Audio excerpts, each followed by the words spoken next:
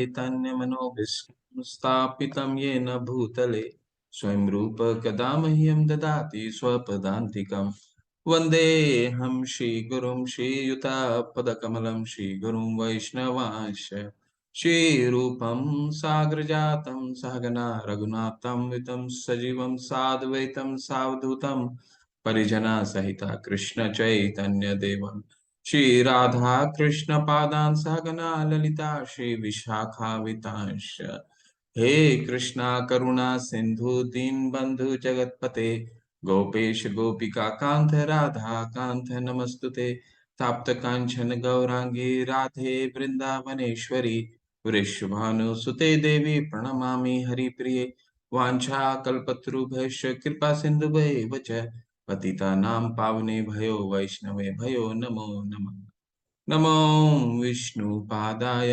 कृष्णपृष्ठाय भूतले श्रीमते जयपताका स्वामीति नामिने नमो आचार्यपादाय नितय कृपापदायिने गौरकथा धामदाय नगर ग्राम तारिणे नमो विष्णुपादाय कृष्णपृष्ठाय भूतले श्रीमते भक्ति वेदांत स्वामीति नामिने नमस्ते सरस्वते देवे गौरवाणी प्रचारिणे निर्विशेष शून्यवादी पाश्चात देश तारिणे जय श्री कृष्ण चैतन्य प्रभु नित्यानंदा श्री अद्वैत गदाधर शिवासादि गौर भक्त वृंदा नमो महावदानाय कृष्ण प्रेम पदायते कृष्णाय कृष्ण चैतन्य नामने गोरीतशे नमः हरे कृष्णा कृष्णा कृष्णा हरे हरे हरे राम राम राम हरे हरे हरे कृष्णा। आप सभी को छठे दिन आप सबका स्वागत है। और आज हम ध्यान योग का अध्ययन करेंगे। और ये गीता के इस भाग का सबसे अंतिम अध्याय है। गीता 3 भागों में विभाजित होता है, 3 पार्ट में डिवाइड होता है। पहला भाग है 1 से लेकर के 6 तक, जिसे कर्म योग कहते हैं। और कल से 7 से लेकर के 12 तक जो है वो पूरे ग्रंथ का जो मुख्य उद्देश्य है, भगवान माता ने, स्वाति माता ने बहुत सुंदर पढ़ा। विशाल प्रभु ने बहुत उसका अच्छा अनुवाद किया। योगी नाम अपि सर्वेशा, यानी ये पूरे जो गीता का मूल उद्देश्य है उसका अध्ययन हम कल से लेकर के 12वें दिन तक करेंगे। ठीक है, तो वो क्रीम माना जाता है। वो जब एक दो सैंडविच बनाते हैं ना, तो बीच की जो क्रीम होता है, बीच का जो बटर होता है, बीच का जो जैम होता है, वो है आपका 7 से लेकर के 12 तक। तो ये अध्याय को शुरू करने से पहले कल हमने थोड़ा सा क्या किया था वो उसका अवलोकन करते हैं। कल हमने दोबारा कर्म योग का अध्ययन किया था। और कल का जो अध्याय है वो तीसरे अध्याय का विस्तार है, एक्सटेंशन है। तो अर्जुन को दोबारा संशय मन में हुआ। चौथे अध्याय के अंत में भगवान ने बोला कि तुम ज्ञान के चक्षुओं से जो अज्ञान के अंधकार को हटाओ और लड़ाई करो और शस्त्र उठाओ और युद्ध करो। ठीक है, तो ऐसा कह करके भगवान उनको, अर्जुन को जो है वो संशय में डाल देते हैं। अर्जुन तो ये समझ रहे थे कि ज्ञान लेकर के मैं कहीं भगवान का स्मरण में लग जाऊं और युद्ध से हट जाऊं, युद्ध ना करने की, मुझे युद्ध करने की नौबत ही नहीं आए, है ना। तो इसलिए अर्जुन जो है 5वें अध्याय में अर्जुन भगवान से पूछते हैं कि बताइए कौन सा सर्वश्रेष्ठ कर्म में, कर्म का फल, कर्म का त्याग, पूरा पूरा के पूरा कर्म का त्याग सर्वश्रेष्ठ है या उनके फल का त्याग सर्वश्रेष्ठ है, क्या सर्वश्रेष्ठ है। तो भगवान उसका उत्तर देते हैं कर्म संन्यास कर्म योग विशेष्यते, यानी कर्म संन्यास से कर्म योग जो है वो विशेष है। क्यों ऐसा है? क्योंकि कर्म संन्यास में पतन होने के चांसेस होते हैं। क्यों? क्योंकि कर्म इंद्रियाणि संयम या आस्ते मनसा स्मरण इंद्रियार्थन विमूढ़ आत्मा मिथ्याचार से उच्यते। वो मिथ्याचारी होता है अगर हमारा हृदय शुद्ध नहीं है। हमने तीसरे अध्याय में भरत महाराज का बहुत अच्छा उदाहरण भी देखा था। जब वो हिरन से आसक्त हो जाते हैं, है ना, भगवान के भक्ति के लिए निकलते हैं, घर जंगल में जाते हैं भक्ति करने के लिए, और हिरन के बच्चे से आसक्त हो जाते हैं और हिरन का शरीर उनको मिलता है। तो ये क्यों होता है? क्योंकि हृदय शुद्ध नहीं रहता है। तो जब हृदय शुद्ध नहीं है तो हम हृदय को फिर हम संन्यास नहीं ले सकते हैं। तो त्याग क्या है? कर्म फल का त्याग वही संन्यास है। प्रभुपाद जी बोलते हैं कर्म फल का जो त्याग है वही संन्यास है। उसमें एक भक्त पूर्ण रूप से अपने सारे इंद्रियों को भगवान की सेवा में लगाता है। ठीक है।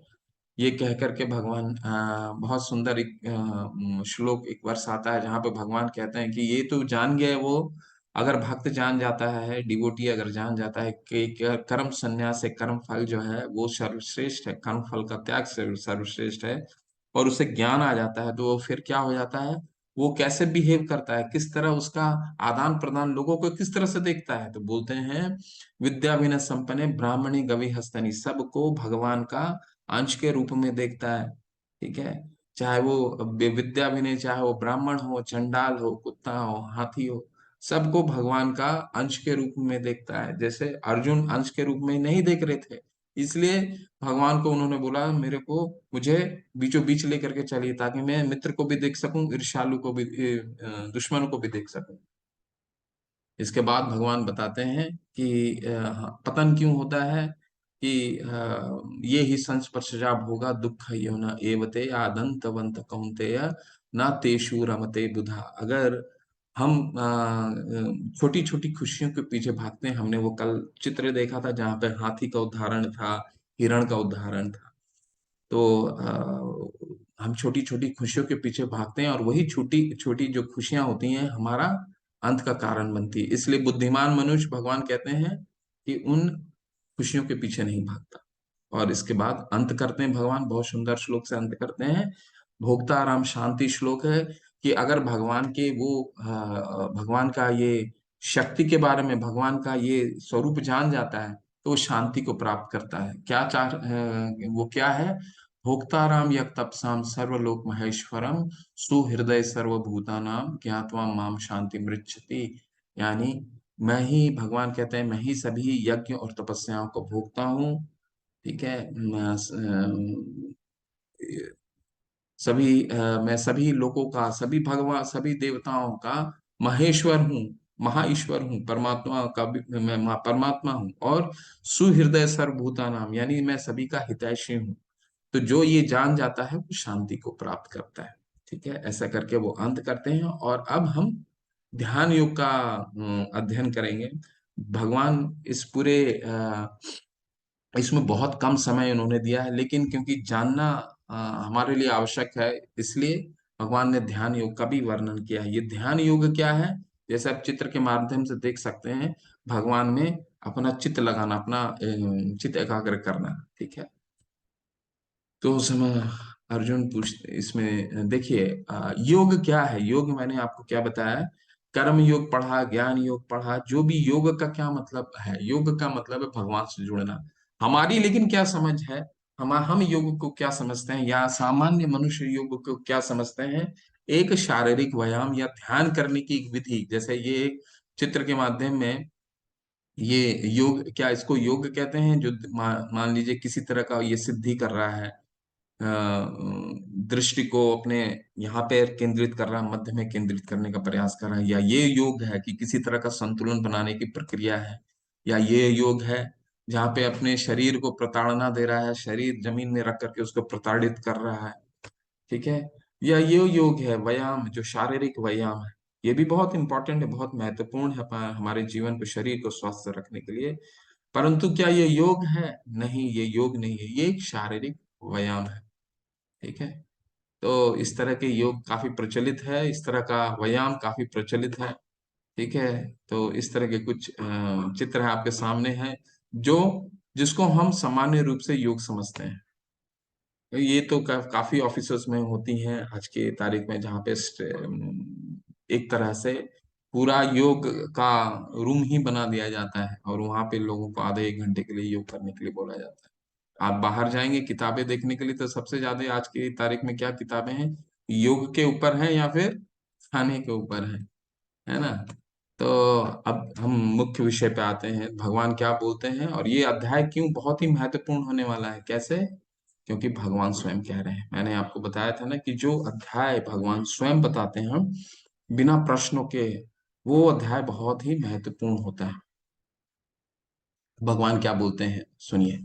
श्री भगवान उवाच अनाश्रितम कर्म फलम कार्य कर्म करोति यः सह सन्यासिम च योगी च न निर्गुण चाक्रिय। श्री भगवान ने कहा, जो पुरुष अपने कर्म फल के प्रति अनासक्त है और जो अपने कर्तव्य का पालन करता है, वही सन्यासी और असली योगी है। वह नहीं जो ना तो अग्नि जलाता है ना कर्म करता है। तो भगवान यहाँ क्या कह रहे हैं कि असली योगी कौन है? असली योगी वो हो जो अपने कर्तव्यों को पालन करता है। ठीक है। कोई कर्तव्य कर्तव्य विनिष्ठ नहीं होता है, कर्तव्य को पालन करता है। लेकिन वो क्या कर्तव्य करता है? जो उसका एक, मान लीजिए एक पुत्र का कर्तव्य क्या है? अपने माता पिता की सेवा करना। तो वो कर्तव्य कर रहा है, ठीक है, लेकिन अपने कर्म के फल, उसके उसके बदले में वो कुछ नहीं चाह रहा। उसका फल जो है, जो भी वो कर्म कर रहा है, वो एक कर्तव्य की तरह कर रहा है। फल को भगवान पे अर्पित करता है ना। जैसे चैतन्य महाप्रभु जी 500 साल पहले जब आए थे इस धरातल पे, उन्होंने बहुत एक अच्छा बोला। क्या बोला कि न धनम न जनम न सुंदरीम कवितम वा जगदीश कामये न मम मम जन्मनि जन्मनेश्वरी भक्तार भक्ति हेतु की त्वयि। कि मुझे ना धन चाहिए, ना ना मुझे कविता रचना, मुझे अच्छा कविता चाहिए, ना मुझे अनुयायी चाहिए। कुछ भी नहीं चाहिए। मुझे क्या चाहिए? मैं ऐसा, वो भगवान से प्रार्थना करते हैं, स्वयं भगवान है, तो भगवान से प्रार्थना करते हैं कि मुझे जन्म जन्म तक सिर्फ आपका, मुझे आप चाहिए प्रभु जी, मुझे आप चाहिए भगवान, आपकी शरणागति चाहिए। ऐसा समझाते हैं। तो अब योग विद्या, ध्यान योग क्या है? ये अष्टांग योग की पद्धति के द्वारा ध्यान योग किया जाता है। ये अष्टांग योग क्या है, जैसे मतलब समझने का प्रयास करते हैं। अष्टांग, अष्ट एट, आठ का मतलब होता है अष्टांग। ठीक है। तो ये क्या है अष्टांग?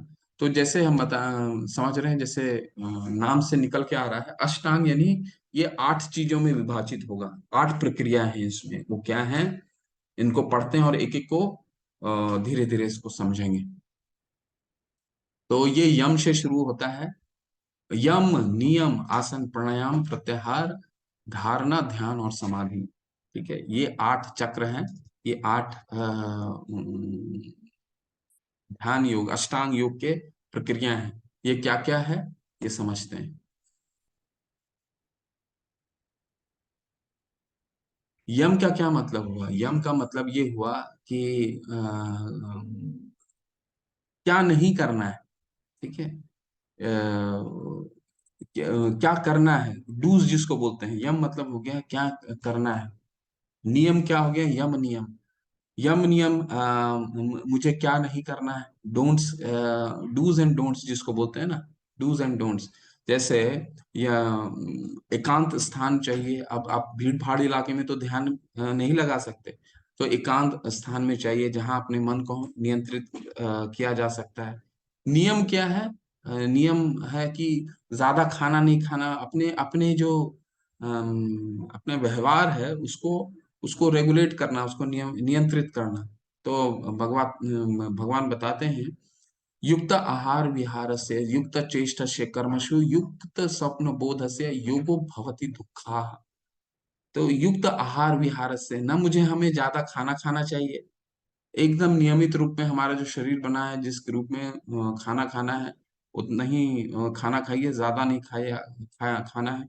युक्त चेष्ट से कर्मसु, किसी चीज के लिए हमें ज्यादा प्रयास नहीं करना है। ठीक है ना। सुबह से 8 बजे से लेकर के 8 बजे तक भाग रहे हैं, ठीक है, उसका कोई औचित्य नहीं है। ठीक है। वो एक सीमा रूप में जितना हमें जीवोपार्जन के लिए चाहिए, जितना चाहिए उसको रखिए। और अपना थोड़ा सा अपना समय अपने लिए निकालिए, अध्यात्म के लिए निकालिए, ज्यादा भागना नहीं। ठीक है। युक्त स्वप्न बोध से, ज्यादा सोना नहीं है। 6 घंटे पर्याप्त है हमारे सोने के लिए। ठीक है। योगो भवति दुखा, अगर ये हम नियमों का पालन करते हैं तो सारे दुख मिट जाते हैं। आप कोई भी चिकित्सा विज्ञान से जो भी जुड़े हैं, डॉक्टर हैं, उनसे भी पूछिए तो आज यही सलाह देते हैं। ज्यादा खाना नहीं है, ज्यादा आपको किसी चीज का स्ट्रेस नहीं लेना, सुबह से लेकर के शाम तक भागना नहीं है। भगवान ने ये 5000 साल पहले गीता में ये ऑलरेडी बता चुके हैं। युक्त आहार विहार से क्या हमें नहीं करना है। ठीक है, युक्त ज्यादा सोना नहीं है कि सुबह से लेकर के हम अपना सोने में समय व्यर्थ कर रहे हैं। ठीक है, ये कुछ नियम है। ये नियमों का पालन करने के बाद क्या है, आसन आता है। आसन में क्या है, जमीन पर कुसा घास बिछाएं और फिर उसे एक हिरन के खाल से कवर करें। आसन ना तो बहुत ऊंचा होना चाहिए, ना ही नीचा होना चाहिए, और पवित्र स्थान पर स्थित होना चाहिए। किसी व्यक्ति शरीर गर्दन और सिर को एक सीधी में रखना चाहिए और नाक की नोक पर लगातार घूरना चाहिए। इस प्रकार एक अनगढ़ दबे हुए मन से, भय से रहित, पूरी तरह से यौन जीवन से मुक्त किसी को भी मेरा ध्यान करना चाहिए। तो आसन का क्या मतलब है कि जिस तरह बैठ करके वो ध्यान करेगा ना, बैठने को आसन बोलते हैं। तो ये जो आसन है, ना ही ज्यादा ऊंचा होना चाहिए, ना ही ज्यादा नीचा होना चाहिए। ना ही ज्यादा क्योंकि वो बैठ नहीं पाएगा ना अपने आप को सही से, कुछ ही देर में फिर उड़ जाएगा। और यहाँ पे एक चीज है, बहुत लोगों को ये कहता है कि हिरन का खाल क्यों बोल रहे हैं, कि जानवर को मार करके करना है। नहीं, ऐसा है कि शास्त्रों में लिखा है कि जब जंगल में शिकार होता था, तो हिरन के जो खाल होते थे वो नदी के किनारे सूखे मिलते थे। तो वो हिरन का खाल जो होता था, बहुत मुलायम होता था। उसमें सालों साल बैठ करके उसमें ध्यान लगाया जा सकता था, ऐसा कहते हैं। फिर इसके बाद की पद्धति क्या है, प्राणायाम। हाँ, प्राणायाम मतलब हुआ आने और जाने वाली सांस की गति को रोकने का अभ्यास करें और इस प्रकार अंतिम रूप से ट्रांस में रहें। मतलब जो हम प्राणायाम हम समझते हैं, वो प्राणायाम की बात नहीं कर रहे हैं। प्राणायाम हमारा, हम तो बस समझते हैं सांस, जो ये सांस लेना और सांस अंदर करना, ये प्राणायाम नहीं है। ठीक है, ये एक शारीरिक व्यायाम है। प्राणायाम बहुत ही कठिन एक तप है, जहाँ पर अपान और प्राण वायु, मतलब जो हमारे जो वायु ऊपर की ओर आते हैं, हम मुंह से निकालते हैं ना, और जो वायु नीचे की जो जाते हैं, इनको रेगुलेट करते हैं, इनको विपरीत दिशा में वो लेकर के जाते हैं। इसका पूर्ण वर्णन हुआ है शास्त्रों में, ताकि उनकी जो जीवन काल है, वो जीवन काल ये योगी जो होते हैं बढ़ा देते हैं, इसको रेगुलेट करके, प्राण और अपान वायु को लेकर के। तो ये एक बहुत विस्तार विज्ञान है। के बाद क्या आता है, प्रत्याहार आता है। यानी प्रत्याहार, भौतिक अस्तित्व की समाप्ति। तो इसमें भौतिक अस्तित्व की समाप्ति का क्या मतलब है, कि वो सब कुछ को त्याग देता है, अपनी भौतिक अस्तित्व को त्याग देता है। मान लिया राजा है, अब जैसे भरत महाराज थे, तो उन्होंने पूरा राजपाट त्याग दिया, तो यानी उसको प्रत्याहार बोलते हैं। ठीक है, राजपाट त्याग करके वो फिर कहीं एक ऐसी स्थान पे आता है जहाँ पे वो अपना अपनी जो भौतिक उसकी वो है, जो मटेरियल उसकी डेजिग्नेशन है, जो मटेरियल भौतिक में जहाँ पे उसकी उपलब्धियां हैं, उसको त्याग करके फिर उसको त्यागने को प्रत्याहार करते हैं। इसके बाद क्या करता है, धारणा। उसकी मानसिक गतिविधियों का अनुशासित करता है और पारलौकिक स्थिति हो जाती है, सब भौतिक इच्छाओं से रहित उसे योग प्राप्त करने के लिए कहा जाता है। धारणा का क्या मतलब हुआ, धारणा का मतलब हुआ वो अब बैठ करके भगवान पे अपना चित्त एकाग्र करना शुरू कर रहा है। ठीक है, अब ध्यान आता है। ध्यान बहुत ही महत्वपूर्ण है। जैसे पवन रहित स्थान पर दीपक टिकता है, उसी तरह पारलौकिक व्यक्ति जिसका मन नियंत्रित रहता है, वो अपने ध्यान से हमेशा स्थिर रहता है। अब उसका चित्त जो है भगवान पे एकाग्र हो जाता है। और ठीक उसी तरह प्रभुपाद जी बताते हैं, जिस तरह एक दीपक जो है ना, कि अगर चलते हुए हवा में भी आप रख दें, तो कई दीपक उस तरह वो अपना चित्त इस तरह एकाग्र करता है कि उसका आग ना बुझे, यानी कोई भी उसको विचलित भी करने आएगा तो वो विचलित नहीं होगा। और इसके बाद सबसे अंतिम, जहाँ पे उसे भगवान का साक्षात्कार हो जाता है, भगवान को, परमात्मा को वो देख पाता अपने हृदय में, उसे क्या कहते हैं, समाधि। सबसे बड़ी कठिनाई के बीच स्थिर रहता है। वह वास्तव में भौतिक संपर्क के साथ सभी दुखों से वास्तविक स्वतंत्रता है। यानी वो भगवान को अब अपना चित्त में देख पा रहा है। तो 8 प्रोसेस हैं। यम, क्या नहीं करना है। नियम, क्या क्या करना है, क्या किन नियमों का पालन करना है। आसन, यानी कहाँ बैठना है। इसके बाद प्राणायाम, या सांसों को रेगुलेट करना, अपान प्राण वायु प्राणायाम। फिर प्रत्याहार, यानी जो उसका मटेरियल अचीवमेंट है उसको छोड़ करके आना, वो प्रत्याहार हो गया। धारणा, फिर भगवान को बैठ करके भगवान पे चित्त एकाग्र करता है। फिर ध्यान, ध्यान क्या है, एक धारणा और समाधि के बीच का प्रोसेस है। भगवान पे अपना चित्त एकाग्र एकाग्र करता है और बिल्कुल शांत हो जाता है, और समाधि जहाँ उसे भगवान का दर्शन होता है। तो ये कुल 8 अ, अष्ट अष्ट अष्टांग योग की पद्धतियां हैं। तो अब आता है क्या, देखिए भगवान ये 3-4 श्लोकों में इनका, इन चार बहुत ही शॉर्ट में ये बता देते हैं। क्या आप इस योग प्रणाली को आजमाने के लिए तैयार हैं? तो हमारे मन में बहुत सारे प्रश्न आ रहे होंगे कि बाप रे इतना कठिन है। तो ये कठिन है, तो हमारे मन में ये प्रश्न आ सकता है कि यह प्रणाली क्या हम अपना सकते हैं? तो आप जल्दी से आप चैट बॉक्स में डालिए कि आप इस समझ के आपका क्या समझ है, या फिर आप हैंड रेज भी कर सकते हैं। 1 मिनट में इसको करिए, फिर हम आगे बढ़ेंगे। आप क्या समझते हैं कि जो हमने अभी अध्ययन करा, उसको क्या वह व्यवहारिक है, प्रैक्टिकल है? तो अगर है तो क्यों है, और नहीं है तो क्यों नहीं है? ठीक है। Not meant for Kalyuga. मैं मैं आज से करूंगा, जुगल प्रभु कह रहे हैं, मैं आज से करूंगा। श्री शरणम, नो। यस, हरे कृष्णा श्याम, नो। रेणु कुमार, हाँ, अप टू सम एक्सटेंट। ठीक है प्रभु जी, हम कोशिश जरूर करेंगे। थोड़ी मुश्किल है पर नामुमकिन नहीं है।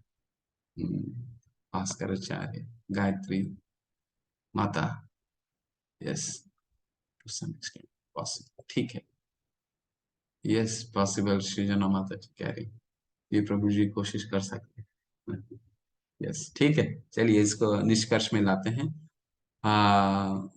देखिए, ये व्यवहारिक इस युग के लिए, एक माता ने बोला या प्रभु ने बोला, सही कहा उन्होंने, कि इस कलयुग के लिए ये बिल्कुल व्यवहारिक नहीं है। क्यों व्यवहारिक नहीं है? क्योंकि ये ध्यान योग की पद्धति को करने के लिए बहुत आयु चाहिए, बहुत आयु, लंबी आयु। सतयुग में हम आगे आगे पढ़ेंगे। ठीक है। कृतयद धायतो विष्णु, जहाँ पे सतयुग में विष्णु का, सतयुग का युग धर्म था विष्णु पे ध्यान देना, विष्णु पे ध्यान एकाग्र करना। ठीक है। तो ये इसके लिए बहुत सारा बहुत उम्र चाहिए करने के लिए।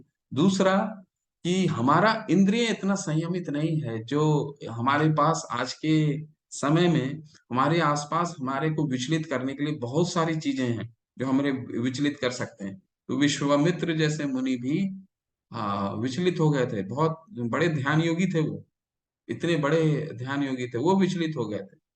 ठीक है। तो हम तो सामान्य साधनों के लिए गंभीर कभी नहीं हो पाते, जैसे सुबह उठना है तो हम गंभीर ही नहीं हो पाते। तो ये योग पद्धति तो बहुत कठिन योग पद्धति है। ठीक है, जहाँ पे आपको प्राणायाम में सांस को ऊपर नीचे लेके के जाना है। और एक और कारण ये आता है कि आज की तारीख में किसी पवित्र स्थान पाना भी बहुत मुश्किल है, कि हर एक धाम में आप देखिए कितनी भीड़ हो चुकी है ना। धाम में एक पवित्र स्थान पाना बहुत मुश्किल है। और पांचवा पॉइंट ये आता है कि ये गृहस्थों के लिए जो गृहस्थ हैं हमारे आज के तारीख में, 90%, 99% गृहस्थ लोग हैं।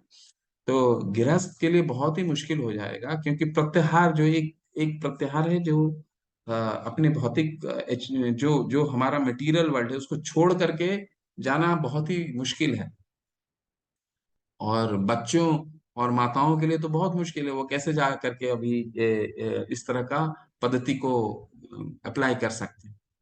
और सबसे अंत में जो आता है, वो है कि कभी कभी क्या होता है, जो सिद्धि पुरुष होते हैं ना, योगी होते हैं, वो समाधि के स्तर पे आते हैं ना, तो उनको कई सिद्धियां प्राप्त हो जाती हैं। जैसे हल्का हो जाते हैं, वो पानी में चल सकते हैं, बहुत सारी होती हैं, 8 तरह की सिद्धियां होती हैं।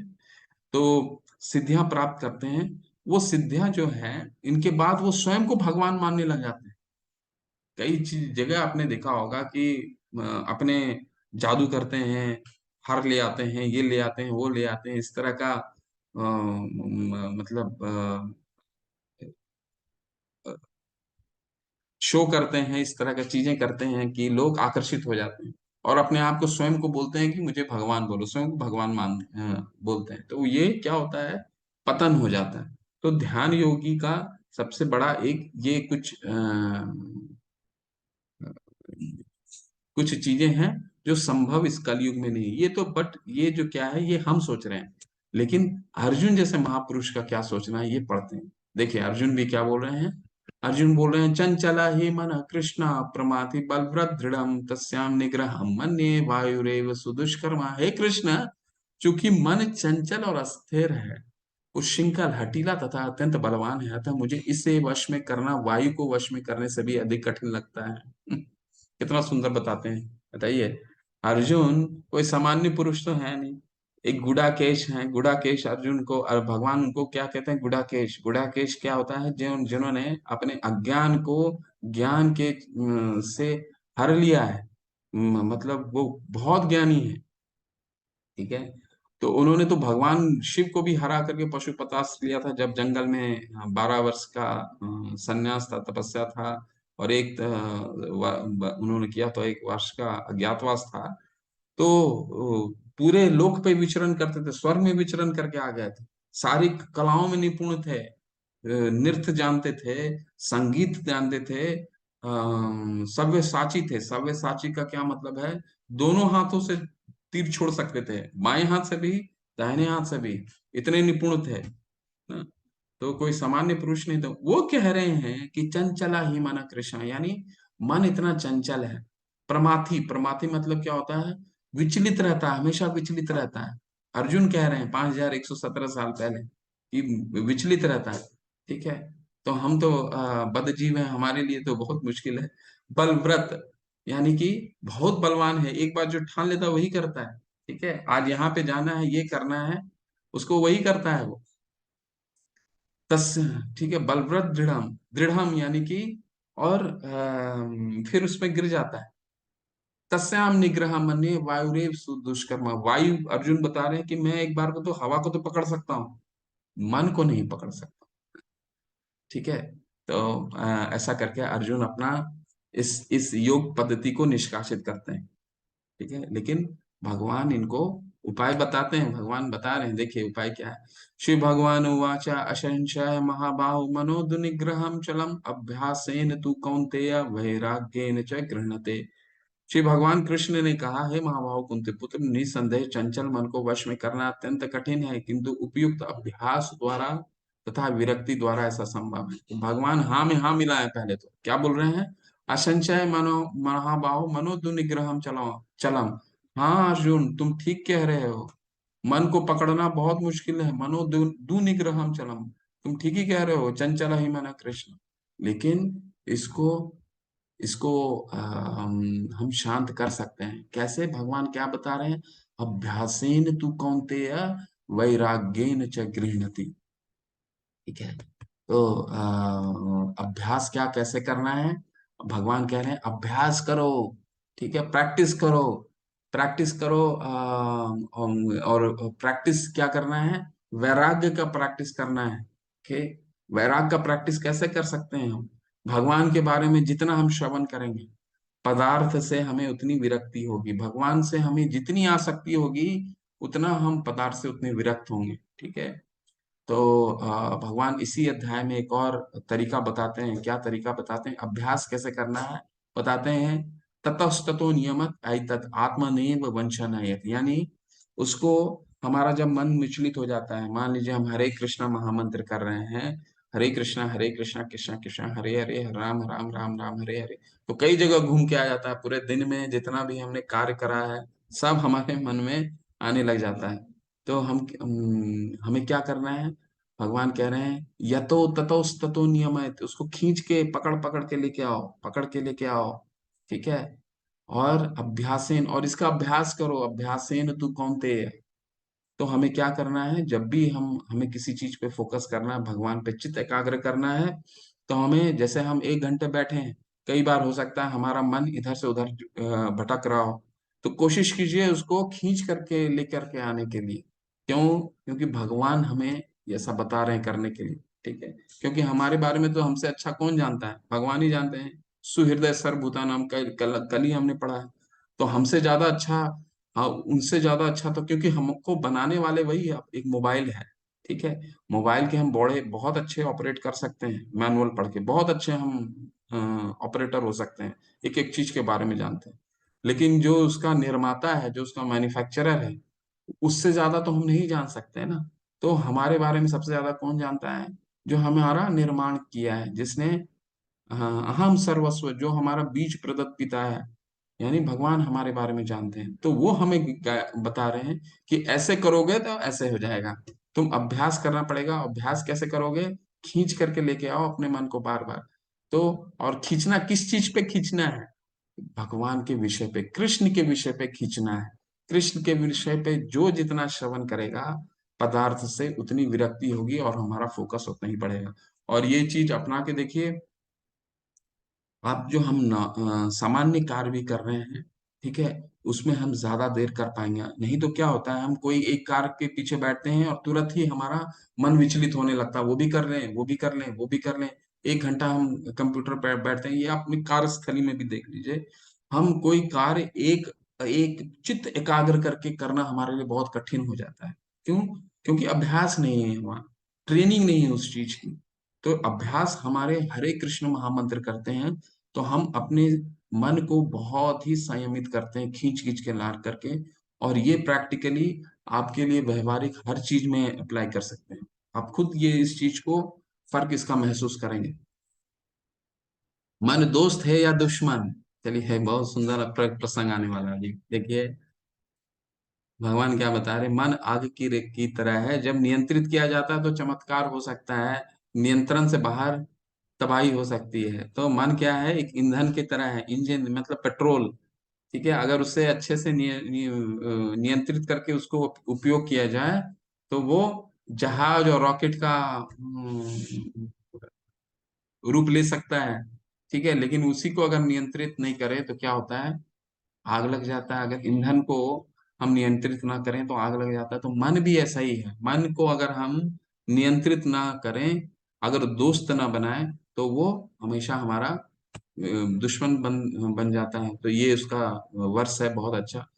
बंधुर बंधुरात्मना आत्मना तस्य येन आत्मने आत्मनः जिता अनात्मस्तु शत्रुत्वे वर्तेत आत्म वर्ते वर्तेत आत्मवे शत्रुवतः। जिसने मन को जीत लिया है उसके लिए मन सर्वश्रेष्ठ मित्र है, किंतु जो ऐसा नहीं कर पाया उसके लिए मन सबसे बड़ा शत्रु बना रहेगा।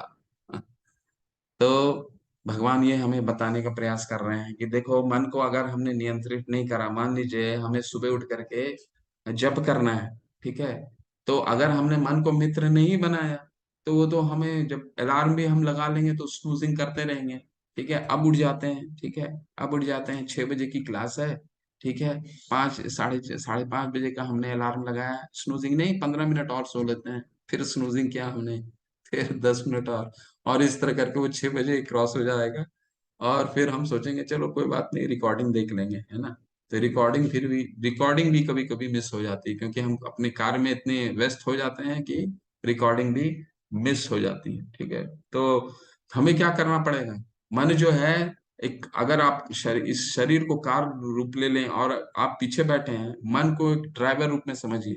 तो हम इसको जब तक नहीं बताएंगे कि तुम यहाँ लेकर के चलो, तब तक वो अपने मन से अगर लेके उसको उसके मन पे छोड़ दिए तो वो तो गलत ही डायरेक्शन में लेकर के जाएगा, है ना। ऐसा करके बताते हैं, ठीक है। तो एक बहुत ही अच्छी कथा आती है, वैसे समय नहीं है, फिर भी 1 मिनट में आपको कथा बताता हूँ। एक बार क्या होता है कि एक बहुत ही एडवेंचर स्पोर्ट, तो आप लोगों ने सुना होगा ना, एडवेंचर स्पोर्ट होता है। तो एक एडवेंचर स्पोर्ट में एक व्यक्ति होता है, बहुत ही उसको बचपन से बहुत ही खेल के प्रति बहुत रुचि होती है।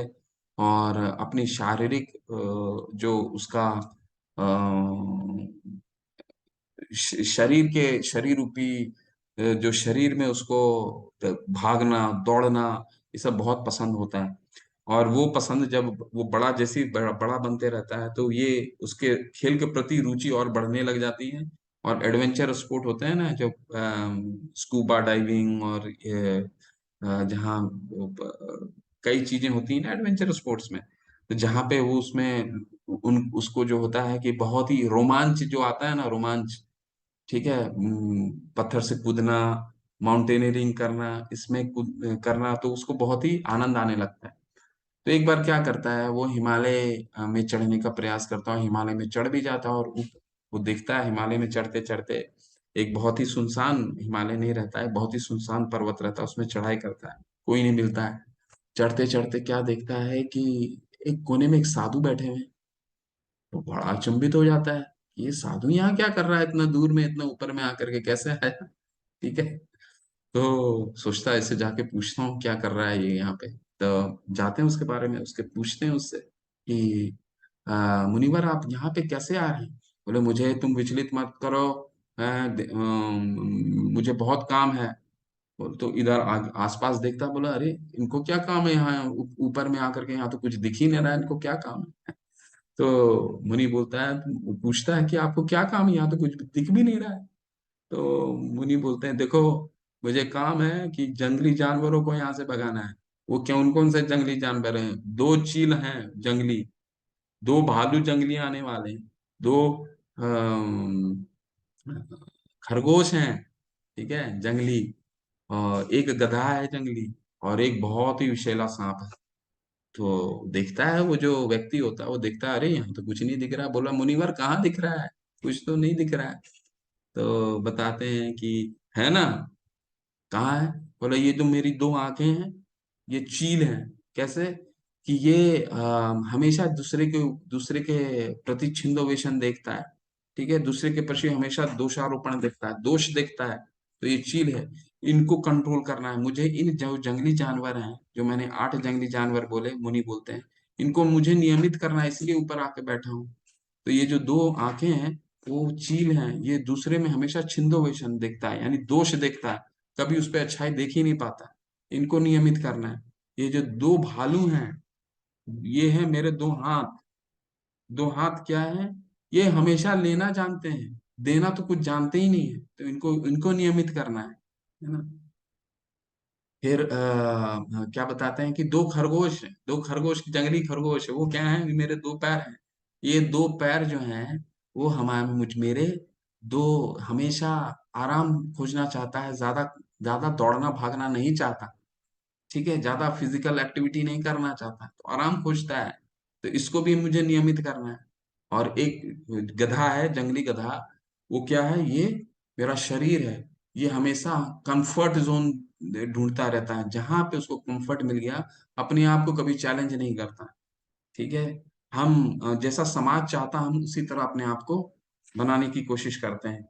सामने वाला क्या सोच रहा है, ये क्या सोच रहे हैं, ठीक है, उसी तरह अपने आप को नहीं कभी बदलने का प्रयास करते हैं, क्योंकि उसके तरह से हम जीवन जीना पसंद करते हैं। तो इसको चेंज करना है मुझे। और सबसे सबसे कठिन कार्य है वो है सांप। सांप जो है, वो वेदों में, शास्त्र में एक ही जीव को बिना, एक ही जीव के प्रति करुणा नहीं रखने के लिए बोला गया है, वो है सांप। सांप जहां भी वेद शास्त्र में लिखा है, जहां भी दिखे उसे मार देना है, क्योंकि वो क्या होता है, विषैला होता है, और बिना कारण वो डसता है। तो सांप यहाँ क्या है, कौन सा है, हमारा जिह्वा, जो हमेशा विषैली बातें करता है। तो ये 8 चीजों को मुझे नियमित करना है, ऐसा करके बताते हैं। तो क्या मॉरल ऑफ द स्टोरी ये है, मॉरल ऑफ द स्टोरी है कि हम बाहर अपनी फिजिकल एक्टिविटी, बाहर एडवेंचर ढूंढने जाते हैं। ये रोमांच जो है, हमें इन चीजों को नियमित करने में लगाना है। ये जो एक्टिविटी है, ये ज्यादा फिजिकल एक्टिविटी तो है ही, जो हम शारीरिक रूप से अपने आप को एडवेंचर देते हैं, लेकिन मानसिक रूप से हमें इस एडवेंचर को रेगुलेट करना है। ठीक है। हरे कृष्ण। अर्जुन ने कहा, हे कृष्ण, उस असफल योगी की गति क्या है जो प्रारंभ में श्रद्धा पूर्वक आत्म साक्षात्कार के विधि ग्रहण करता है, किंतु बाद में भौतिकता के कारण उससे विचलित हो जाता है और योग सिद्धि को प्राप्त नहीं कर पाता। देखिए, बहुत महत्वपूर्ण प्रश्न कर रहे हैं अर्जुन। क्या कह रहे हैं कि भक्ति में अगर किसी का पतन हो जाता है, कोई गिर जाता है, कुछ दिन तक भक्ति किया, इसके बाद वो उसका पतन हो गया, तो उसका क्या गंतव्य होगा भगवान? तो अर्जुन जो है हमारे जैसे बद्ध जीवों के लिए, मुझे जैसे बद्ध जीवों के लिए सारे प्रश्न कर रखा है उन्होंने, कि कुछ दिन तो भक्ति किया मैंने, फिर वही आसक्ति में आ गए, भौतिक आसक्ति में, फिर हमारा पतन हो गया। ठीक है, तो ऐसा प्रश्न कर रहा, उसका क्या गंतव्य होगा? तो भगवान इसको दो भागों में इसका आंसर देते हैं, उत्तर देते हैं। क्या है उत्तर? असफल योगी पवित्र आत्माओं के लोकों में अनेका वर्षों तक करने के बाद या तो सदी सदाचारी पुरुषों के परिवार में या धनवान के कुल में जन्म लेता है। दूसरे में क्या बता रहे हैं? अथवा यदि दीर्घ काल तक योग करने के बाद असफल रहे तो ऐसे योगियों के कुल में जन्म लेता है जो अति बुद्धिमान है, निश्चय ही संसार में ऐसा जन्म दुर्लभ है। चलिए इसको समझते हैं। समझने का क्या है? तो भगवान बता रहे हैं कि देखिए, दो तरीके के लोग हैं। एक क्या है? एक जो है वो तुरंत भक्ति ज्यादा देर तक नहीं कर पाया, लेकिन भक्ति उसने किया, साल 2 साल किया, 3 साल किया, 5 साल किया, 10 साल किया, इसके बाद उसका पतन हो जाता है, किसी किन्हीं कारणों से पतन हो जाता है, भौतिक आसक्ति आ गई, उसके मित्र ने कहा, मतलब कई कोई भी कारण हो सकता है। तो उसका क्या गंतव्य भगवान बता रहे हैं कि जो अगला जन्म मिलेगा, उसको जो परिवार मिलेगा वो धनवान परिवार मिलेगा और सदाचारी पुरुष मिलेगा। ऐसा क्यों कह रहे हैं भगवान? ऐसा इसलिए कह रहे हैं कि दूसरे अध्याय में भी भगवान ने क्या बताया था? नेहा विक्रम अनाशोस्ति प्रत्यवायो न विद्यते स्वल्पमस्य धर्मस्य त्रायते महतो भयात। यानी जो थोड़ी सी भी प्रगति करता है वो अ, वहीं से शुरू करता है अगले जीवन में। तो भगवान हमें वो चीजें उपलब्ध कराते हैं, धनवान परिवार दे देते हैं, ताकि हमने जहां से भक्ति छोड़ी थी वहां से स्टार्ट कर सकते हैं। हमें कोई ऐसा परिवार नहीं देते हैं कि हमें जीवोपार्जन के लिए, लाइवलीहुड के लिए हमें संघर्ष करना पड़े। अगर हमें लाइवलीहुड के लिए संघर्ष करना पड़ता है तो फिर हम भक्ति के लिए तो समय ही नहीं दे पाएंगे ना। तो उससे तो रोजाना उसको जीवोपार्जन के लिए ही उसके मन में संशय रहेगा रहेगा कि आज क्या कमाएंगे, क्या कल खाएंगे, है ना। तो भगवान हमें ऐसा पूरा उपलब्ध करा देते हैं, धनवान परिवार दे देते हैं, सदाचारी दे देते हैं। पहला तो ये हो गया, जो वो कम कम समय के लिए भक्ति किया। एक क्या है? दीर्घ काल, बहुत साल, 30 साल 40 साल तक भक्ति किया, फिर उसका पतन हुआ, कोई कारण से पतन हो सकता उसका, उसने शरीर त्याग दिया हो भक्त ने। तो उसकी क्या गंतव्य है भगवान बताते हैं? उसे अगला जो योनि, अगला जो जन्म है, वैष्णव परिवार में मिलेगा, ब्राह्मण परिवार में मिलेगा, ताकि उसको रेडीमेड प्लेटफॉर्म मिल सके, वहीं से भक्ति शुरू हो। जैसे हमारे शिला प्रभुपाद, जिनके पिता गौर मोहन दे और उनके पूरा परिवार जो है वैष्णव परिवार था। तो पिता जो थे बहुत बड़े भगवान के भक्त थे, है ना। तो उनको शुरू से ही वो प्लेटफॉर्म मिला जहां से उन्होंने भगवान की भक्ति शुरू से की। उनके गुरु को भी ले लीजिए, भक्ति सिद्धांत सरस्वती गोस्वामी पाद। तो उनका भी यही था। उनके पिता जो थे भक्ति विनोद ठाकुर, बहुत बड़े हमारे संप्रदाय के आचार्य हैं, ठीक है ना। तो उनको भी ऐसा ही मिला, उन्होंने बहुत भक्ति करी होगी पूर्व जन्म में, और बहुत प्रकांड विद्वान थे, उनका भी जन्म ऐसे वैष्णव परिवार में हुआ। तो ऐसा भगवान बताते हैं। अब इस विषय को कंक्लूड करते हैं।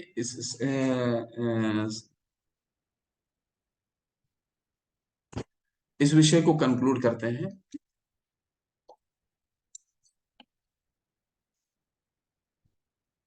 देखिए, और ये अंत है। कर्म योग का भी स्लाइड का प्रेजेंटेशन का एंड नहीं है। तो जो हमने अभी तक पढ़ा था उसका कंक्लूजन क्या है? देखिए, उसका कंक्लूजन अब ये 2-3 स्लाइडों में आ जाएगा। ठीक है, उसका कंक्लूजन क्या है कि अभी तक हमने तीसरे अध्याय में क्या पढ़ा था? कर्मयोग पढ़ा था। कर्मयोग क्या है? अपने निष्काम कर्म फल से भगवान की सेवा करना। ठीक है, अगर वो भक्त निष्काम कर्म फल से सेवा करता है भगवान की, तो उसे थोड़ा ज्ञान फिर वो लगता है कि नहीं, अब चलो भगवान के बारे में थोड़ा सा ज्ञान अर्जित करते हैं, शास्त्रों का अध्ययन करते हैं। ठीक है, फिर वो ज्ञान लेता है जो हमने चतुर्थ फोर्थ चैप्टर में पढ़ा। इसके बाद जब ज्ञान में उसकी उन्नति हो जाती, भगवान में और आसक्ति बढ़ जाती, फिर वो अष्टांग योग करने लगता है। ठीक है, भगवान पे अपना चित्त एकाग्र करने लगता है, ध्यान लगाने लगता है। ठीक है, तो वो अष्टांग योग हो गया। मतलब वो धीरे धीरे सीढ़ी चढ़ रहा है। ये जो सीढ़ी आप देख रहे हैं, इसको योगा लैडर बोलते हैं। ठीक है, योग सीढ़ी बोलते हैं, अष्टांग योग में आता है। और अष्टांग योग की पद्धति क्या है? आठवां क्या था? समाधि। समाधि में क्या करता है? भगवान पे अपना चित्त एकाग्र करता है।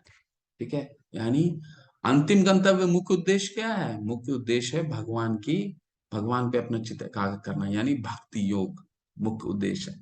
ठीक है, लेकिन कृष्ण भावनामृत का जो व्यक्ति है वो क्या करता है? वो क्या करता है? वो शुरू से भगवान के लिए कर्म करता है। भगवान के लिए सुबह जाता है, सब्जी लेकर के आता है, ठीक है, उसे साफ करता है, भगवान के लिए प्रसाद बनाता है, भगवान का मंदिर साफ करता है, भगवान के लिए फूल लाता है, भगवान को सजाता है, ठीक है, भगवान के लिए प्रसाद बनाता है, भक्तों के लिए प्रसाद बनाता है, भगवान को प्रसाद चढ़ाता है, फिर जो भोग चढ़ाता है और फिर प्रसाद का वितरण करता है, प्रसाद पाता है, भगवान के लिए श्रवण करता है। ठीक है, जैसे आप भक्त हैं, जितने सब भगवान के लिए भगवान श्रवण कर रहे हैं, तो कृष्ण भावनामृत में व्यक्ति जो है, भक्त है, वो सारे कार्य एक साथ कर रहा है, उसे सीढ़ी चढ़ने की आवश्यकता नहीं पड़ रही। ठीक है, सीढ़ी नहीं चढ़ रहा, वो लिफ्ट लेकर के जा रहा है। ठीक है, तो कौन सा सर्वश्रेष्ठ हुआ? सर्वश्रेष्ठ अभी भगवान बताएंगे। हमारे जो हम अभी तक देख रहे हैं वो क्या है, कि भक्ति योग अगर हम सामान्य तरीके से करें तो सीढ़ी चढ़नी पड़ेगी, और हम कृष्ण भावनामृत करते हैं कि भगवान के लिए सब कुछ जो मैंने आपको बताया वो करते हैं, तो क्या, वो लिफ्ट लेगा, और लिफ्ट से ही भगवान को भगवान का अंतिम गंतव्य, भगवान का आत्म साक्षात्कार साक्षात्कार करेगा। तो अब भगवान अपना निष्कर्ष देंगे, यानी सबसे बड़ा योगी कौन है? ये नारद मुनि है ना। नारद मुनि भक्ति आचार्य कहलाते हैं, ये भक्ति के आचार्य हैं। बहुत सुंदर वर्ष है ये, और इस अध्याय का सबसे महत्वपूर्ण वर्ष है। योगिनामपि सर्वेषां मद्गतरन्तरात्मनां श्रद्धावान् भजते यो मां स मे युक्तमो मतः। और समस्त योगियों में से जो योगी अत्यंत श्रद्धा पूर्वक मेरे परायण है, अपने अंतकरण में मेरे विषय में सोचता है और मेरी दिव्य प्रेमा भक्ति करता है, वह योग में मुझसे परम अंतरंग रूप में युक्त रहता है और सबों में सर्वोच्च है। यही मेरा मत है। तो भगवान अपना अंतिम निर्णय दे रहे हैं। ये जब भी मैं ये स्लाइड में आता हूँ, मुझे ये इतना पसंद आता है। इनका जो पेंटिंग है, जो पेंटिंग इस्कॉन के डिवोटीज करते हैं, वो कितना सुंदर है। देखिए, सभी गोपियों के साथ, हर एक के साथ भगवान रास लीला में, ये रास लीला का नृत्य है। बहुत सुंदर पेंटिंग है। हर हर गोपियों के साथ भगवान ने अपने आप को विस्तार किया। करोड़ों गोपियां थी, अपने आप को विस्तार किया। ठीक है, चलिए इस पे योगी नाम अपि सर्वेशम, यानी योगियों में सर्वश्रेष्ठ कौन है? मत गतरंतरात्मना। मत गतरंतरात्मना का क्या मतलब हुआ? जो मेरे विषय में सोचता है, मेरे विषय में मेरे परायण है। ठीक है, जैसे कृष्ण भावनामृत में क्या है, हर विषय में हर वक्त भक्त जो है भगवान के बारे में चिंतन करता है। सब्जी भी लेने जा रहा है तो सोचता है कि भगवान के लिए ये सब्जी ले लेता हूँ, ये अच्छा लगेगा, भगवान को आज प्रसाद चढ़ाएंगे। नहीं, अभी गर्मी का मौसम है, तो आम अच्छे आने वाले हैं, आम लेके जाता हूँ, भगवान को आज चढ़ाऊंगा। तो हर समय भगवान को अच्छा प्रसाद बना के खिलाता हूँ, भगवान के लिए श्रवण करता हूँ, भगवान कैसे भगवान के लिए नृत्य करता है, भगवान के लिए भगवान के भजनों का कीर्तन करता है। तो हर समय वो क्या है? मत गतेरंतरात्मना, हर समय भगवान पे अपना चित्त एकाग्र किए हुए है। ठीक है, श्रद्धावान भजते, यानी श्रद्धा पूर्वक भज रहा है। भजना जो है भगवान के लिए शब्द युक्त किया जाता है। ठीक है, प्रभुपाद जी बताते हैं कि भगवान के लिए भजते यूज होता है, भजते शब्द का प्रयोग होता है, लेकिन बाकी सब के लिए हम पूजा का उपयोग करते हैं, भगवान के लिए पूजा के लिए नहीं यूज करते हैं। क्यों? क्योंकि भजते का मतलब होता है भक्ति पूर्वक सेवा। ठीक है, भक्ति पूर्वक सेवा, श्रद्धावान भजते। तो ऐसा भक्त जो मेरे परायण है, मद गतेर अंतरात्मना, श्रद्धावान भजते यो मां, यानी मेरा श्रद्धा श्रद्धा से मेरी सेवा कर रहा है, मुझे सजा रहा है। ठीक है, आप इस्कॉन के मंदिरों में जाएंगे तो सुबह मंगल आरती होती है, तो मंगल आरती 4:30 बजे से होता है। उस समय भगवान के जो ड्रेसेस होते हैं, सजावट होता है, वो अलग होता है। ठीक है। इसके बाद दर्शन आरती होता है 7 बजे से। उसमें बिल्कुल ड्रेस चेंज हो जाता है, एकदम अद्भुत ड्रेस होता है। तो हर वक्त क्या है, श्रद्धा पूर्वक भक्त सेवा करता है भगवान की। ठीक है। तो ये कह रहे हैं भगवान, ये जो भक्त हैं ये मेरे लिए सर्वश्रेष्ठ हैं, ये योगियों में सर्वश्रेष्ठ है, जो हर समय मेरा परायण, मेरे चिंतन करता है और मेरी श्रद्धा पूर्वक मेरी सेवा करता है। तो इस युग के लिए क्या कौन सा योग दिया है भगवान ने, तो इसका अब अध्ययन करते हैं। ठीक है। 4 युग हैं, हमने चतुर्थ अध्याय में पढ़ा था, जब हमने इतिहास के बारे में चर्चा किया था। ठीक है। इतिहास के चर्चा किया था, आपको अगर स्मरण हो तो कलयुग कितने का था, 4 लाख। क्विकली समराइज कर लेते हैं, कलयुग कितना था, 4,32,000। इसको गुना कीजिएगा तो दोबारा क्या आएगा, द्वापर। इसको 3 गुना से गुना कीजिए तो क्या आएगा, इसका 3 गुना से आएगा त्रेता, और 4 गुना से गुना कीजिएगा तो आएगा सतयुग। अब ये जो चारों युग हैं, इन चारों युग का क्या युग धर्म है, मतलब उस युग में लोग क्या धर्म निभाते थे, उस युग का क्या युग धर्म है, वो हम अभी अध्ययन करते हैं। जैसे सतयुग है, सतयुग में क्या था, कृत यद ध्यायतो विष्णु, यानी मेडिटेशन, भगवान पे चित्त एकाग्र करना, यही था।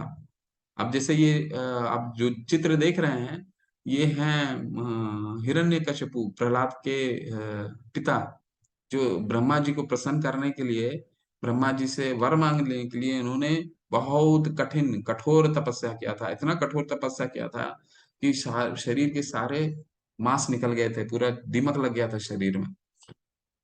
तो इस तरह के युग धर्म था, क्योंकि वहां पे 10-10 हजार साल, बहुत साल होता था ना, उम्र बहुत होते थे लोगों के। ठीक है। त्रेता में क्या है, त्रेताम त्रेताम यजतो मखाए, यानी अ, यज्ञ यज्ञ विधि करना, ये त्रेता का जो था युग धर्म था। तो अब तो क्या है, यज्ञ इस तरह करना भी संभव नहीं, क्योंकि ब्राह्मण, हमारे पास ब्राह्मण भी नहीं है जो मंत्रों का अच्छे से उच्चारण कर सकें, और ये बहुत एक्सपेंसिव होते थे। ये जो यज्ञ होते थे बहुत खर्चीले होते थे, उतना पर्याप्त हमारे पास धन भी नहीं होता है। तो ये त्रेता युग का था, जिस युग में भगवान राम आए थे। द्वापर का क्या है, द्वापरे परिचर्यायाम युग धर्म था वहां का, यानी मंदिर सेवा, टेम्पल वर्शिप। ठीक है। ये था युग धर्म, बड़े बड़े मंदिरें बनते थे, वहां पे पूजा होता था भगवान का, तो ये उसका युग धर्म था।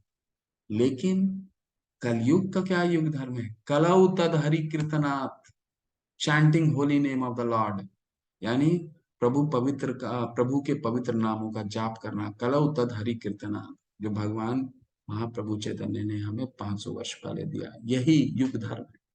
ठीक है। तो हमें वो लाभ, जो लाभ सतयुग में मेडिटेशन से आता है, जो लाभ त्रेता में जो इससे आपको सेक्रीफाइस से आता है, यज्ञ से आता है, जो लाभ विष्णु के टेम्पल वर्शिप से आता है द्वापर में, सेम वही लाभ, वही लाभ जो है हमें अ, सिर्फ भगवान के नाम स्मरण से, नाम के जाप से, वही लाभ हमें कीर्तन, ये सतयुग में कलयुग में प्राप्त होता है। ठीक है। तो ये कलयुग में इस यज्ञ के बारे में नारायण संगीता में क्या कहते हैं, कहते हैं कलयुग में लोगों को केवल परमेश्वर के पवित्र नामों का जाप करना चाहिए। ठीक है। वो नाम क्या है, हमने अभी तक स्मरण कर लिया है, हरे कृष्णा कृष्णा कृष्णा हरे हरे, हरे राम राम राम हरे हरे। ठीक है। ऐसा क्यों है, मैंने आपको पहले भी तीसरे अध्याय में बताया था कि सारे नाम भगवान के बहुत पवित्र हैं, सारे नाम भगवान के बहुत शक्तिशाली हैं, लेकिन ये मंत्र जो है महा है, सभी मंत्रों का राजा। क्यों, क्योंकि ब्रह्मा जी, शास्त्रों में इसका वर्णन है, ब्रह्मा जी और नारद जी को बताते हैं कि ये जो 16 शब्द हैं, ये कलिज का ना कलियों कली कल कली का नाश करेगा। इति षोडशकम नाम नाम कली कलेश नम नाश करेगा। न तो परतो रूपाय, और कोई उपाय नहीं है, सर्व वेदेषु दृश्यते, मैंने सारे वेद छान मारे हैं। ब्रह्मा जी ऐसा करके नारद मुनि को बताते हैं। तो इसलिए इसकी महत्व जो है बहुत ही विशेष है। ठीक है। और कलयुग में खासकर क्यों विशेष है? कलयुग में सब कुछ कुछ भी अच्छा नहीं है। क्यों? क्योंकि भागवतम एक बहुत बड़ा ग्रंथ है। वहां पे क्या कहते हैं कि मेरे प्यारे राजा, हालांकि कलयुग दोषों से भरा है, फिर भी ये सुख मुनि जो हैं, जो गीता का प्रवचन, भागवतम का प्रवचन परीक्षित महाराज को देते हैं, वो कह रहे हैं कि मेरे प्यारा राजा, हालांकि कलयुग दोषों से भरा है, ये दोष क्या है? प्रयाण अल्पायुष, कलयुग के कुछ कैरेक्टरिस्टिक हैं भागवतम में दिया हुआ। प्रयाण अल्पायुष सभ्य कला अस्मिन युगे जना, मंद सुमंद मतियो मंद भाग्य हृदय उद्यता। यानी प्रयाण अल्पायुष, हमारी उम्र कम हो जाती है कलयुग में। सभ्य कलास्मीन, हम झगड़ालू प्रवृत्ति के होते हैं, ऐसा शास्त्र में लिखा है। शास्त्रों में लिखा है। मंद, यानी हम आलसी हो जाते हैं। सुमन मतियो, हम दिशाहीन होते हैं, ये करना चाहिए कि वो करना चाहिए। ठीक है। मंद भाग्य, हमारे पास उतना किस्मत भी नहीं होता। ठीक है। हीर ह्रीय उग्रता, यानी विचलित रहते हैं हमेशा। तो ये सब कुछ दोष हैं। फिर भी इस युग के बारे में एक अच्छी गुणवत्ता है, यह है कि हरे मंत्र का जाप करने से व्यक्ति भौतिक बंधन से मुक्त हो जाता है और आध्यात्मिक में पदोन्नत हो जाता है ना। तो आगे हम लोग 10वें अध्याय में भी पढ़ेंगे, जब भगवान बताएंगे यज्ञानाम जप योग्यो अस्मि, यानी सभी यज्ञ में मैं जप जो हूँ। तो जप कैसे करना चाहिए? तो आपको बता चुका हूँ कि उस सुमेरु माला में सबसे पहले हम पंच तत्व करते हैं। जय श्री कृष्ण चैतन्य प्रभु नित्यानंदा श्री अद्वैत गदाधर शिवासादि गौर भक्त वृंद, ये 5 नाम हैं पंच तत्व जिसको बोलते हैं। ये हम क्यों बोलते हैं? क्योंकि भगवान चैतन्य ने हमें ये महामंत्र दिया, युग धर्म दिया, और उनको उनकी कृतज्ञता व्यक्त करते हैं उनके प्रति। और जब हम 108 माला करते हैं बीट में, तो उसके बीच तो हमारा मन बहुत विचलित होता है ना, बहुत जगह घूमता है। तो बहुत जगह घूमता रहता है, तो हम भगवान से फिर क्षमा प्रार्थी होते हैं कि भगवान हमें क्षमा कीजिए। इसलिए दोबारा हम जब वहां पहुंचते हैं सुमेरु माला में, दोबारा बोलते हैं जय श्री कृष्ण चैतन्य प्रभु नित्यानंद श्री अद्वैत गदाधर शिवासादि गौर भक्ति वृंदा। तो इस तरह हमें माला करना है। ठीक है।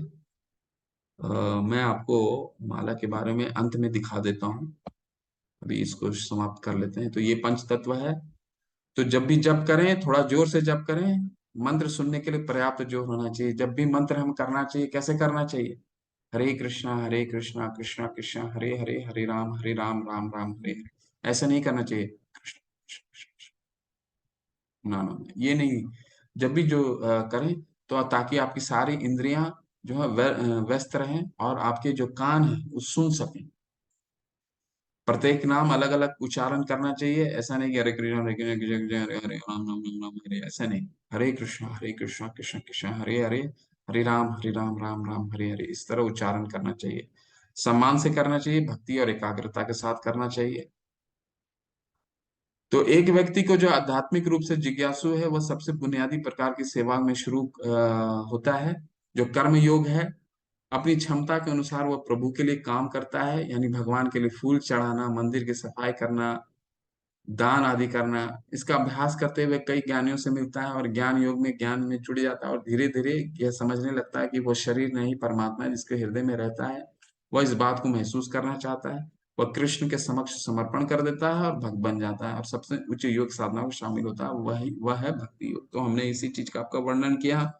जो आपने सीढ़ी देखा था, पहले कर्म योग जाता है, फिर भगवान के लिए ज्ञान अर्जित करना चाहता है, ज्ञान की पद्धति अपनाता है, इसके बाद ध्यान, और फिर अंतिम में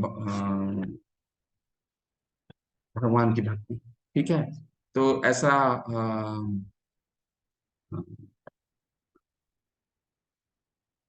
फिर क्या बता रहे हैं भगवान, क्या बता रहे हैं प्रभुपाद जी, क्या बता रहे हैं? इस भक्ति योग समस्त योगों की परिणति, अन्य योग जो भक्ति योग में भक्ति को पहुंचाने का साधन मात्र है। तो जो भी हमने अभी अध्ययन करा, कर्म योग हो, ज्ञान योग हो, साध्यान योग हो, अंतिम गंतव्य क्या है? भक्ति योग है। अब एक सीढ़ी ले लीजिए, 100 माले की सीढ़ी है, तो हमें तो पहुंचना ऊपर है, ठीक है। या तो हम सीढ़ी चढ़ते हुए पहुंचे या लिफ्ट से पहुंचे, ठीक है। तो लिफ्ट क्या है? कृष्ण भावनामृत है। और सीढ़ी क्या है? आप चढ़ते जाइए, कर्म योग कीजिए, ज्ञान योग लीजिए, ध्यान योग लीजिए, फिर भगवान को प्राप्त कीजिए। योग की वास्तविक अर्थ भक्ति योग है। अन्य सारे योग जो है भक्ति योग रूपी गंतव्य की दिशा में अग्रसर होते हैं। कर्म योग से लेकर भक्ति योग तक का लंबा रास्ता आत्मा साक्षात्कार तक जाता है। निष्काम कर्म योग इस रास्ते का आरंभ है। निष्काम कर्म योग यानी कर्म योग हमने जो पढ़ा। कोई बिरला भागशाली वैदिक विद्वान के अनुसार भक्ति योग के पद को स्वीकार करके कृष्ण भावनामोहित हो पाता है। आदर्श योगी श्याम सुंदर कृष्ण पर अपना ध्यान एकाग्र करता है। तो कृष्णा भावनामृत का जो भक्त होता है वो क्या करता है? भगवान पे ही अपना चित्त एकाग्र करता है। वो इतना प्रयास करने का वो नहीं सोचता कि मुझे कर्म का फल त्यागना है, मुझे ज्ञान लेना है। वो तो भगवान पे डे वन से चित्त एकाग्र किया हुआ है और सारा कार्य भगवान पे लगाया हुआ है। उनके अंगों को प्रदीप्त करने वाली अब उनकी ज्योति ब्रह्म ज्योति कहलाती है। ये राम, नरसिंह, वराह तथा श्री भगवान कृष्ण जैसे विभिन्न रूपों में अवतरित हैं। वे सामान्य व्यक्ति की भांति माता यशोदा के पुत्र में जन्म ग्रहण करते हैं और कृष्ण, गोविंद तथा वासुदेव के नाम से जाने जाते हैं। वे पूर्ण बालक, पूर्ण पति, पूर्ण सखा तथा पूर्ण स्वामी हैं और वे समस्त ऐश्वर्यों तथा दिव्य गुणों से ओतप्रोत हैं। जो श्री भगवान की इन गुणों से पूर्णतया अभिज्ञ रहता है वह सर्वोच्च योगी कहलाता है। योगी की यह सर्वोच्च दशा केवल भक्ति युग से ही प्राप्त की जा सकती है, जिसकी पुष्टि वैदिक साहित्य से होती है। तो ये कंक्लूजन है। कंक्लूजन क्या है? योगी नाम अपि सर्वेशम मद्गतर अंतरात्मना, यानी अब भगवान ने आगाज दे दिया है कि योगों में, सभी योग में सर्वश्रेष्ठ क्या है? भक्ति योग, जिसका हम अध्ययन कल से करने वाले हैं। तो कल का आगाज भगवान ने आज हमें बता दिया। हरे कृष्ण। इसके साथ ही ये अध्याय समाप्त होता है। हरे कृष्ण। एक भाग आप सबको बहुत बहुत बधाई, आप लोग सब ने सफलता पूर्वक पहला भाग कंप्लीट किया, छठे अध्याय तक, जिसे कर्म योग कहते हैं। और कल से जो है हम इस गीता के मुख्य उद्देश्य जो भगवान ने क्या बताया है, भक्ति योग, उसके बारे में अध्ययन करेंगे। हरे कृष्ण आप सभी। किसी का कोई प्रश्न है तो पूछ सकते हैं।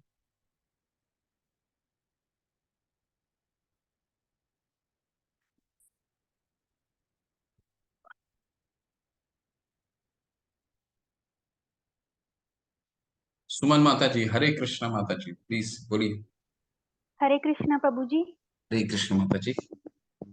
प्रभु जी, मैं मेरे घर में जो भगवत गीता है, तो मतलब मेरे दादाजी के टाइम से ही है।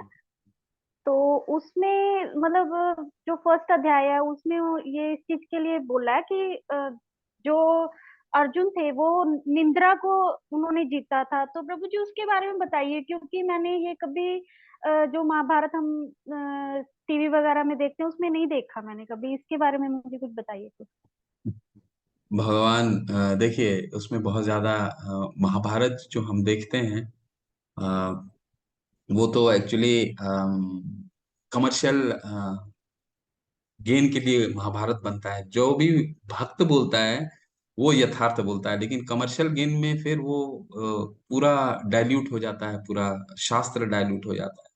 तो गुडाकेश का भगवान जो जो आपने आपने पूछा है मुझसे कि अर्जुन ने अपने नींद को जीत लिया था, तो अर्जुन कोई सामान्य पुरुष नहीं था। 12 साल उसने जब जो तपस्या किया था, जब इन्होंने दुर्योधन ने इनको 12 साल का अ, वनवास दिया था। वनवास दिया था और 1 साल का ज्ञातवास दिया था। तो ये 12 साल इन्होंने पूरी नींद को जीत लिया था, नींद सोए ही नहीं थे, सिर्फ तपस्या किया था उन्होंने, और कोई सामान्य तपस्या नहीं करा था। ये अपने तपस्या से इसलिए कहते हैं गुड़ाकेश, उसने उन्होंने नींद को ही जीत लिया था। तो और वो ऐसे पुरुष थे कि जो स्वर्ग में भी विचरण करके आ गए थे उन तपस्या के में। 12 साल में वो स्वर्ग में भी विचरण करके आ गए थे। और उन्होंने भगवान शिव को भी परास्त किया था, मतलब परास्त तो नहीं कह सकते हैं उसको, भगवान शिव को भी अपने अस्त्र शस्त्र के अपनी विद्या से कुशलता प्रसन्न किया था। कुशलता से प्रसन्नता की थी, जिसके भगवान शिव ने उन्हें पशुपतास्त्र दिया था। ठीक है। जी प्रभु, पहला ये देखा। ये तो और उन सारे सारे सारे गुणों में निपुण थे। उन्हें नृत्य कला में वो निपुण थे, संगीत में निपुण थे, शास्त्र शस्त्र अस्त्र शस्त्र में तो निपुण थे ही, इसलिए उनको सव्यसाची भी बोला जाता है। ठीक है, शास्त्रों में निपुण थे। तो इसलिए उन्होंने इनको इसलिए गुडाकेश, अरे भगवान ही स्वयं बोलते हैं गुडाकेश। पहले अध्याय अगर आप पढ़ेंगे तो स्वयं भगवान बोलते हैं तुमने तो नींद को ही जीत लिया, सबको प्रभावित किया था। और भगवान स्वयं ये गीता का ज्ञान जो है, ये कोई सामान्य पुरुष को तो भगवान चाहते तो पितामह को दे सकते थे, 12 महाजन में एक थे पितामह, उनको दे सकते थे, लेकिन ये ज्ञान उन्होंने एक कैसे पुरुष को चुना। आप ये मनन करके सोचिए। तो उन्होंने एक ऐसे पुरुष को चुना जो जो अपना तपस्या से, जो इस ज्ञान को लेने के लिए तत्पर था, वो ज्ञान को जानता था कैसे लेना है। धन्यवाद तो प्रभु जी। इसलिए इसलिए ये इसको गुड़ाकेश कहते हैं। हरे कृष्ण। और किसी किन्हीं का कोई प्रश्न है?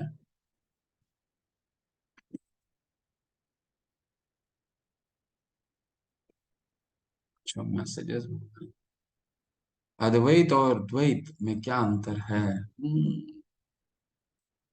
अद्वैत मतलब दो दो, मैं,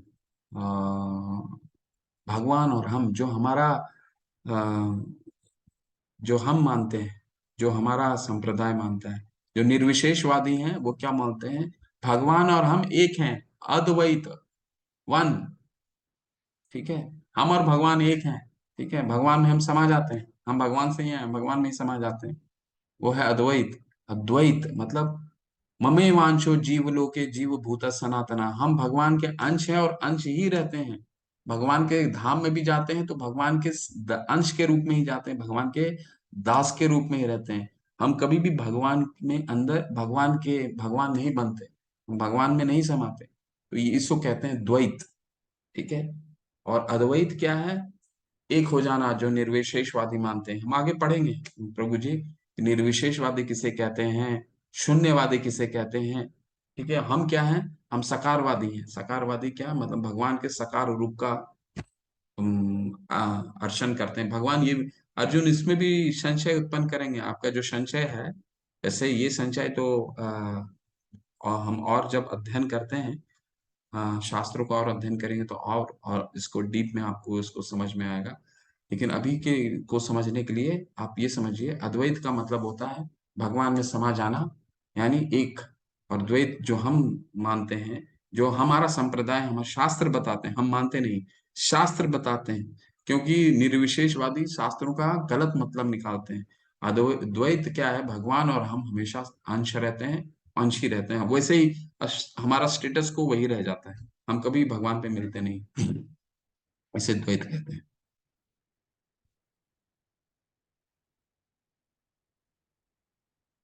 kindly show the screen of Panchatantra मंत्र। आज विशाल प्रभु जी नहीं है, मैं दिखा दूंगा आपको। रुकिए।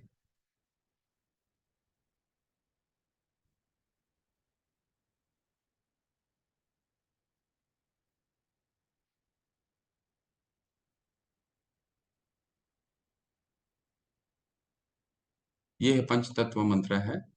ठीक है, अ, ये आपके विशाल प्रभु जी ने, जो हमारे एडमिन हैं, उन्होंने बहुत अच्छा कार्य कर रहे हैं। वो आपको एक कल उन्होंने पीडीएफ भेजा है जहाँ वैष्णव गीत भेजा है आपके हमारे ग्रुप में। उस ग्रुप में आप जाके देखिए, वो पहला या दूसरे में ही है, पंच तत्व है। ठीक है, और ये पीडीएफ भी आपको, पीपीटी की पीडीएफ भी आएगी आपके ग्रुप में, उससे भी आप देख लीजिएगा। ठीक है,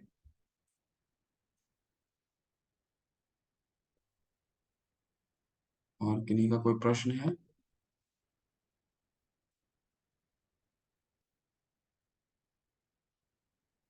साक्षी माता कह रही है, श्री राधा रानी के विषय में कैसे कैसे अध्ययन कर सकते हैं? पूरा हमारा श्री राधा रानी बहुत गुप्त हैं। तो बहुत थोड़ा सा उनका आता है श्रीमद् भागवतम में, लेकिन 10वें स्कंद में। लेकिन आचार्य बताते हैं कि हमें 10वें स्कंद में जाने से पहले माता, हमें 1 से लेकर के 9 स्कंद का अध्ययन पूरे करना चाहिए, क्योंकि हम 10वें जो स्कंद है वो समझ नहीं पाएंगे हमें, अगर हमने 1 से लेकर के 9 उसको सीरीज में नहीं उसको पढ़ा तो। ठीक है, तो अभी हम जो अध्ययन कर रहे हैं, बस इसका अध्ययन हम इसको ही अध्ययन कंप्लीट कीजिए। राधा रानी के बारे में और भी जानने का बहुत पूरा शास्त्र में लिखा है। थोड़ा कम आता है वर्णन, भागवतम में कम आता है वर्णन उनका, लेकिन आता है 10वें स्कंद में उनके बारे में आता है। फिर कृष्ण बुक आता है, कृष्ण बुक, उसके बारे में भी, उसमें भी पढ़ सकते हैं आप, थोड़ा सा प्रसंग आता है माता के बारे में आता है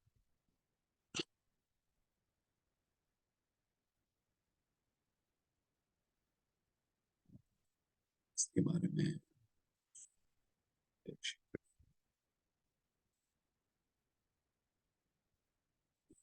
वीडियो आएंगे तपन प्रभु जी, आ जाएंगे आपके इसमें आ जाएंगे। तो माता भेजेंगी, मैं टेंपल में भेज दिया हूँ।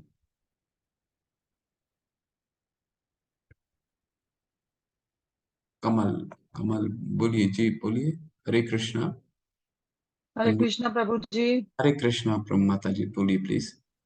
प्रभु जी, जैसे ना मेरे घर में तुलसी के पौधे थे, वो ना तुलसी माता थी, वो सूख गई हैं पूरी तरह, उनकी जड़ भी खराब हो गई है। तो मैं अगर नया तुलसी का अपना माता लेके आऊं तो उसको मैं कल संडे वाले दिन ला सकती हूँ? बिल्कुल बिल्कुल ला सकते हैं, ला सकते हैं। और तुलसी महारानी को अच्छे से सेवा कीजिए, ला करके आप रोपण कर सकते हैं, संडे को ला सकते प्रभु जी, उनकी सेवा कैसे करते हैं उनकी? हैं। शुरू में तो आप एक एक पूरी बुक आती है वैसे, लेकिन सेवा में पहले तो आप ऐसे वनस्पति उनको ग्रो करिए, लेकिन उनके साथ जो है बहुत सारा नियम फॉलो करना रहता है कि जो उनके पत्ते हैं उसको, पत्तों को बॉयल नहीं करना है, उनको उबालना नहीं है। पत्तों को जब हम उनके खाते हैं तो चबाना नहीं है।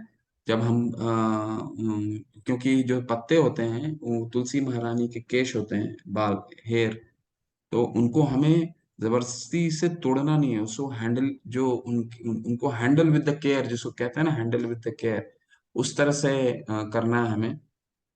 और जैसे कल मैंने आपको बताया था कि वो एक साकार रूप में भगवान, वो वनस्पति नहीं है, वो भगवान की उनको इस जगत में हमारी उद्धार के लिए भगवान ने दिया है कि हम उनके द्वारा भगवान को प्राप्त कर सकें। तो हम अपने घरों में रखते हैं, फॉरेन कंट्री में तो मिलना बहुत मुश्किल है, तुलसी तो मिलता ही नहीं है ना। तो हम बहुत ही हमारा बहुत अच्छा है कि हम हर घर में तुलसी आता रहता है। तो उसको अच्छे से रखिए, उनको अच्छे से रखिए, जल दीजिए, ज्यादा धूप में मत रखिए। ठीक है, और नॉर्मल रखिए उनको, उनको जल दीजिए, सुबह सुबह उनको जल दीजिए, और जरूर जल चढ़ाइए, अर्ली मॉर्निंग में आप उनको जल चढ़ाइए। और मंत्र अगर आप कर सकते हैं तो जल चढ़ाते वक्त तुलसी महारानी का मंत्र है, वृंदाय तुलसी देवी प्रियाय केशव कृष्ण भक्ति प्रद देवी सत्यवते नमो नमः। तो ये एक मंत्र है तुलसी महारानी को, आप मंत्र कीजिए सुबह मॉर्निंग, देखिएगा आपका तुलसी महारानी बहुत अच्छे ग्रो होंगी। ये मेरा आपको विश्वास है, मेरा अपना पर्सनल एक्सपीरियंस में शेयर करता हूँ। सूख सक और प्र- सूखना सूखना नहीं चाहिए। माता जी जब वृद्ध हो जाती हैं माता महारानी, तो फिर ठीक है, आप नया वृक्ष ले आकर के उनको कोशिश कीजिए कि कार्तिक मास में रोपण करें, सबसे अच्छा मास माना जाता है तुलसी महारानी को रोपण के लिए। ठीक है, तो वैसे तो अगर सूख गया है तो आपको किसी भी महीने में करना होगा, लेकिन कार्तिक मास बहुत ही शुभ माना जाता है तुलसी महारानी को रोपण के लिए, जो अक्टूबर में आता है ना, कार्तिक मास, सितंबर अक्टूबर में। तो ऐसे कीजिएगा माता। और एक किताब भी आती है, पतली सी किताब आती है इस्कॉन में, तो अगर चाहें तो आप, अमेजोन में मिलता है, अमेजोन में भी आप मंगा सकते हैं, उसके सेवा कीजिए अच्छे से। और प्रभु और प्रभु जी, जैसे कृष्ण को प्रसाद पवाना होता है तो तुलसी डालनी होती है, तो तुलसी महारानी का पत्ता ना तोड़े फिर नहीं नहीं, उनके तोड़िए प्रसाद बिल्कुल पवाने के सुबह, लिए? जब भी तोड़े, नहीं तोड़िए उसको, लेकिन केयर से तोड़िए, कहने का बस होता है, क्योंकि तुलसी महारानी, अगर तुलसी महारानी आई है भगवान के चरण में आने के लिए, अगर चरण में नहीं आपने डाला भगवान को, तो फिर वो सही उनका उपासना नहीं है। उनको सुबह सुबह तोड़िए, और अच्छे से तोड़िए और सुबह उनको अर्पित कीजिए। ठीक है, तो और तुलसी अपने जो भोग अर्पित कर रहे हैं, भगवान को प्रसाद चढ़ा रहे हैं, उसमें तुलसी जरूर डालिए, नहीं तो भगवान ग्रहण नहीं करते हैं। तुलसी जरूर भगवान के चरण में होनी चाहिए, आपके घर की जो तुलसी है जरूर होनी चाहिए। तो प्रभु जी जैसे भगवान को 3-4 बार भोग पवाते हैं हम खाने का, बाकी फ्रूट्स तो खिलाते रहते हैं सारा दिन, फ्रूट जूस, तो चारों टाइम भगवान को, नहीं भगवान के नहीं नहीं, भोग में तुलसी पावनी है? बिल्कुल बिल्कुल, सुबह तोड़ के रख लीजिए और उसका थोड़ा थोड़ा उपयोग पूरे दिन करिए। एकदम सुबह अच्छा तोड़िएगा, ठीक। शाम को बिल्कुल मत तोड़िएगा। सूर्य उदय, सूर्यास्त के बाद बिल्कुल तोड़ना नहीं, बिल्कुल ही नहीं। सिर्फ मॉर्निंग में तोड़ के रख लीजिए और उसका उपयोग पूरे दिन करिए। ठीक है। ठीक है, धन्यवाद प्रभु जी। हरे कृष्णा। हरे कृष्ण माता, हरे कृष्ण। बोलो बेटा। जब तुलसी की सी सूख गई। हाँ कशिश माता जी, अभी मैंने बताया आपको, नया आप महारानी को नई तुलसी ले आइए, उसका वृक्ष रोपण कीजिए, है ना, उनका वृक्ष रोपण की, उनका रोपण कीजिए, उनको सेवा कीजिए, उनको जल अर्पित कीजिए, उनकी आरती सुबह जरूर आरती कीजिए, जो मैंने आपको तुलसी आरती बताई है। वृंदाय तुलसी देवाय प्रियाय केशव शचाय कृष्ण भक्ति प्रद देवी सत्यवते नमो नमः, ये आरती जरूर कीजिए अगरबत्ती से। और आरती उनकी जरूर कीजिए, सुबह जल दीजिए। और भगवान जब थोड़ी सी उनका ग्रोथ हो जाए तो उनको भगवान पे जरूर चढ़ाइए। आपके देखिएगा आपके घर में तुलसी महारानी, हाँ वृद्ध हो जाएंगी तो फिर ठीक है, तो लेकिन मत, जब उनका ये रहेगा तो सूखें, कभी सूख नहीं सकती, सूखना नहीं चाहिए तुलसी महारानी। बस एक वृद्धावस्था आ गया तो वो ठीक है, ठीक है, उसको फिर नया रोपण कर दीजिए, लेकिन उसको अच्छे से केयर कीजिए।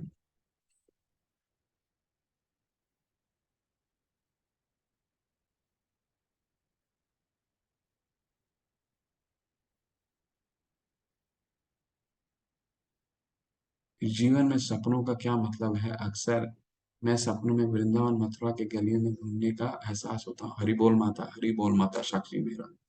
माता जी बहुत सुंदर ये अनुभव है आपका। जीवन में सपनों का मतलब देखिए, माया माया भी बहुत बदमाश है। माया भी सपनों का रूप ले लेती है। तो हम भगवान के पूर्ण रूप से शरणागत होते हैं, तो हो सकता है सपने में भगवान हमें, हमसे कम्युनिकेट करें, लेकिन वो बहुत ही आ, उच्च अवस्था का हाल है। लेकिन अगर आपको इस तरह का स्वप्न आता है वृंदावन मथुरा की गलियों में घूमने का, तो ये बहुत ही अच्छा, बहुत अच्छा गुण है माता जी, बहुत अच्छा गुण है। हरि बोल। और आप धाम का दर्शन करिए, धाम का दर्शन कीजिए वृंदावन, अगर आप आसपास रहते हैं वृंदावन के तो जरूर जाइए। जब भी आपको मौका मिले, जब भी आपको अ, अपने कार्य से या फिर जो भी आप शिक्षा ग्रहण कर रही हैं, तो जरूर उनका वहां जाइए, तो बहुत अच्छा लक्षण है। पर ध्यान रखिए कि कभी कभी माया भी हमें इस तरह का रूप लेती है।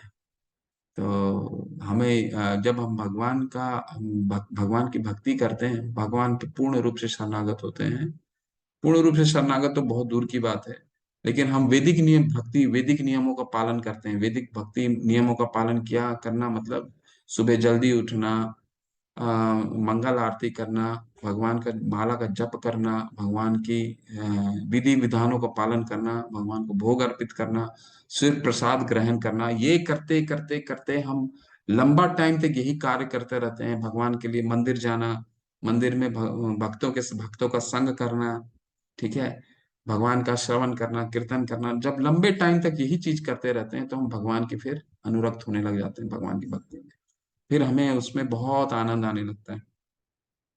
ठीक है, तो फिर ये स्टेज आता है, तो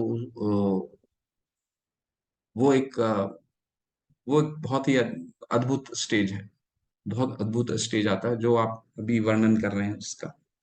ठीक है, तो जाइए, धाम जाइए, बहुत अच्छा सिग्नल है माता। हरि बोल माता, हरि बोल।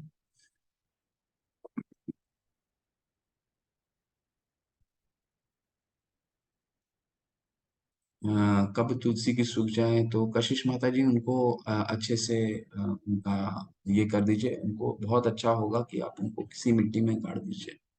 उसको मिट्टी में गाड़ करके उनको रखिए, उनको फेंकिएगा मत, कभी फेंका नहीं जाता है। रेणु माता, ठीक है, आप आपका लास्ट प्रश्न लेते हैं। जिनके भी प्रश्न रह जाते हैं वो आप कल मुझसे कर सकते हैं। हरे कृष्णा माता जी, अनम्यूट कीजिए हरे प्लीज। कृष्णा। जी माता, आप अनम्यूट कीजिए, म्यूट हो गई दोबारा। अनम्यूट कीजिए रेणु माता जी।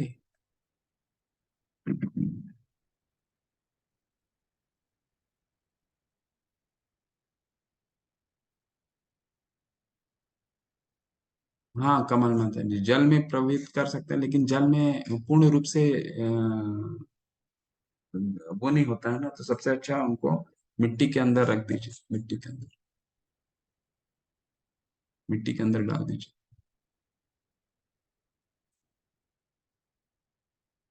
रेणु माता जी अनम्यूट कीजिए please. Hare Krishna Prabhu. Hare Krishna. Bar bar unmute हो म्यूट हो जा रही है, वो अनम्यूट वाले बटन को हाँ क्लिक कीजिए।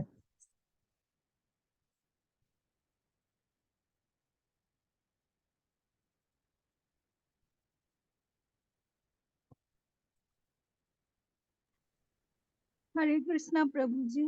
हरे कृष्ण माता जी, बोलिए प्लीज। हाँ प्रभु जी, जैसे आपने बताया कि तुलसी पत्ता को उबालते नहीं है, लेकिन जब दवाई के रूप में जैसे काढ़ा बनाते हैं तो उस टाइम तो उबालते हैं, तो क्या उबालना चाहिए? नहीं बिल्कुल नहीं माता जी, बिल्कुल नहीं। वो साकार रूप में आप कोई भी साकार रूप में की चीजों को उबाल कढ़ा और किसी चीज का बनाइए, लेकिन तुलसी महारानी को उबालना नहीं, बिल्कुल वो शास्त्र में उसका उल्लेख नहीं है माता जी। और लिखा हुआ है कि तुलसी महारानी को उबालना नहीं है, चबाना नहीं, क्योंकि कष्ट हो रहा है, और उनके केश को कष्ट हो रहा है। आप समन खुद ही मनन करके पहले देखिए इस पता चीज को। नहीं था तो हम लोग उबाल देते थे, पहले जानकारी नहीं। उसको बिल्कुल मत उबालिएगा, काढ़ा बहुत बहुत दूसरी दूसरी चीजें हैं, उनसे काढ़ा बनाइए माता। ठीक है, तो अदरक है, जिंजर है, पेपर है, इतनी चीजें हैं, उससे बनाइए, बट उबालना नहीं चाहिए बिल्कुल, भगवान के चरण में जाती है ना। संडे और ट्यूसडे को तुलसी पत्ता तोड़ना चाहिए। संडे का वैसे शास्त्रों में लिखा है, वैसे लोग बोलते हैं संडे को, और कई लोग मानते भी, बट शास्त्रों में द्वादशी के दिन नहीं तोड़ने का लिखा है।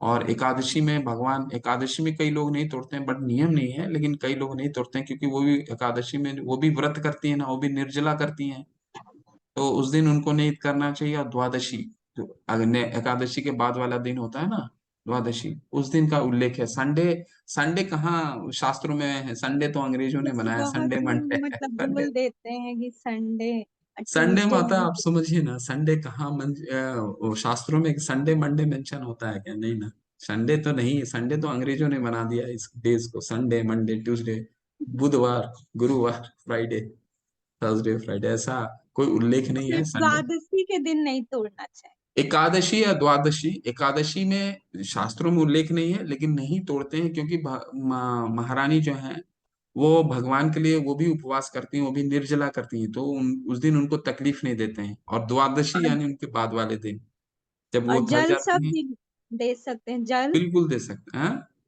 जल एकादशी में भी बिल्कुल बिल्कुल देते हैं। बिल्कुल। जल बिल्कुल नहीं तो और सूख जाएंगे ना, अभी गर्मी के टाइम अगर नहीं आप जल देंगे तो। 2-3 महीने पहले माला लिए थे, तुलसी माला पहनने वाला, तो उसको पहने थे और एक दिन हम मतलब लहसुन प्याज खा लिए थे भूल से। क्या तो खा लिए माता? क्या वो माला उतारना है कि पहने रहना है? क्या जैसे 1-2 महीना हो गया हम्म माला पहनने। हम्म। तो माला पहनने के बाद एक दिन हम लोग शादी में गए थे तो चावल ये सब खा लिए, लहसुन प्याज वाला। मत खाइए माता जी, जब तक दृढ़ता तो से हम। मतलब एक दिन खा लिए थे, तो क्या वो माला उतार के रख देना चाहिए कि भाई बिल्कुल पहने रहे? मत पहनिए माता जी, जब तक हम दृढ़ नहीं हो जाएं। 1 साल अपने आप को ट्रेन कीजिए, या 6 महीना साल भर अपने आप को ये बिल्कुल तो दो ट्रेनिंग। महीने हो गया है खाया हुआ, हाँ 2 महीने पहले का बात। बट उसको मत अभी मत मेरा अगर आचार्य ऐसा बताते हैं कि हम अपने आप को मेरे कम से कम 6 से 8 महीना उसे अपनी दृढ़ता को देखना होगा तब, क्योंकि उसका विपरीत हो जाता है अगर हम उस महारानी समय को। इतना जानकारी नहीं था ऐसे, और जब भी इसलिए। आप इसको अभी आप उतार दें, और मैं आपसे ये कहूंगा, आपको एडवाइस करूंगा कि अभी अपने आप को 6 महीना देखिए, और इसके बाद फिर क्या कीजिए, जब दोबारा आप ग्रहण कर रही हैं तो उससे मंदिर में इस्कॉन के मंदिर में जाइए और इसको भगवान को पहले अर्पित कीजिए। जब हम तुलसी माला ग्रहण करते हैं तो जिस तरह हम प्रसाद अर्पित करते हैं मंदिरों में जाके, उसी तरह हम तुलसी की माला भी अर्पित करें। और फिर जब वो भगवान को चढ़ा करके पुजारी आपको वापस देंगे, तब उसको नहा करके आप ग्रहण कीजिए।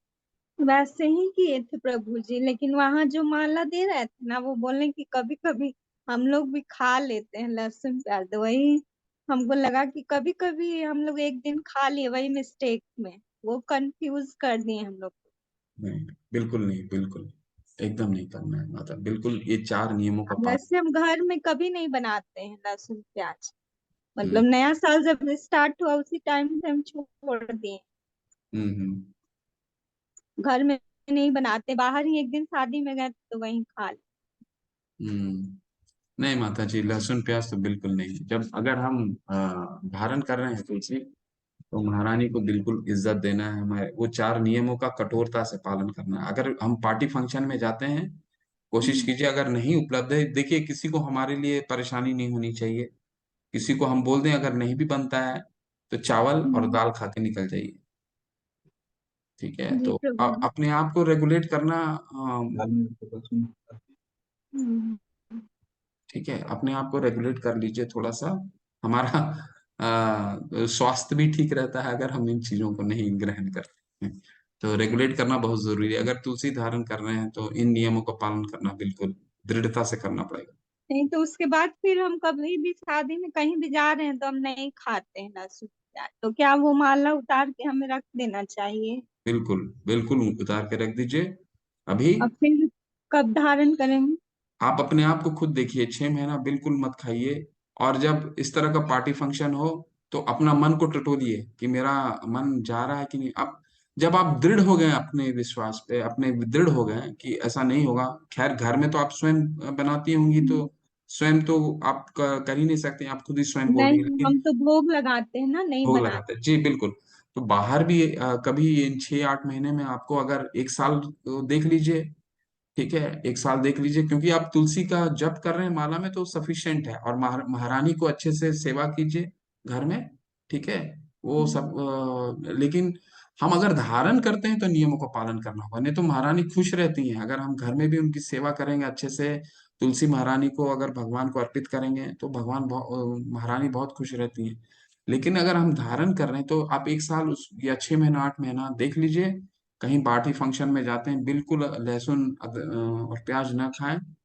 और अगर ये मन आपका दृढ़ हो गया तो आप फिर जाइए उनको भगवान को अर्पित करके दोबारा पढ़े उसको ग्रहण ऐसे कर लें। मुझसे गलती से वो, मतलब एक बार मैंने खा लिया था, लेकिन अब आत्मा नहीं करता है खाने नहीं, लहसुन। उसे उतार दीजिए माता, और उतार करके उसे दोबारा आप 6 महीना देख लीजिए। इसके बाद आप पे डिपेंड है, आप कैसे किस तरह उसको करना चाहते हैं।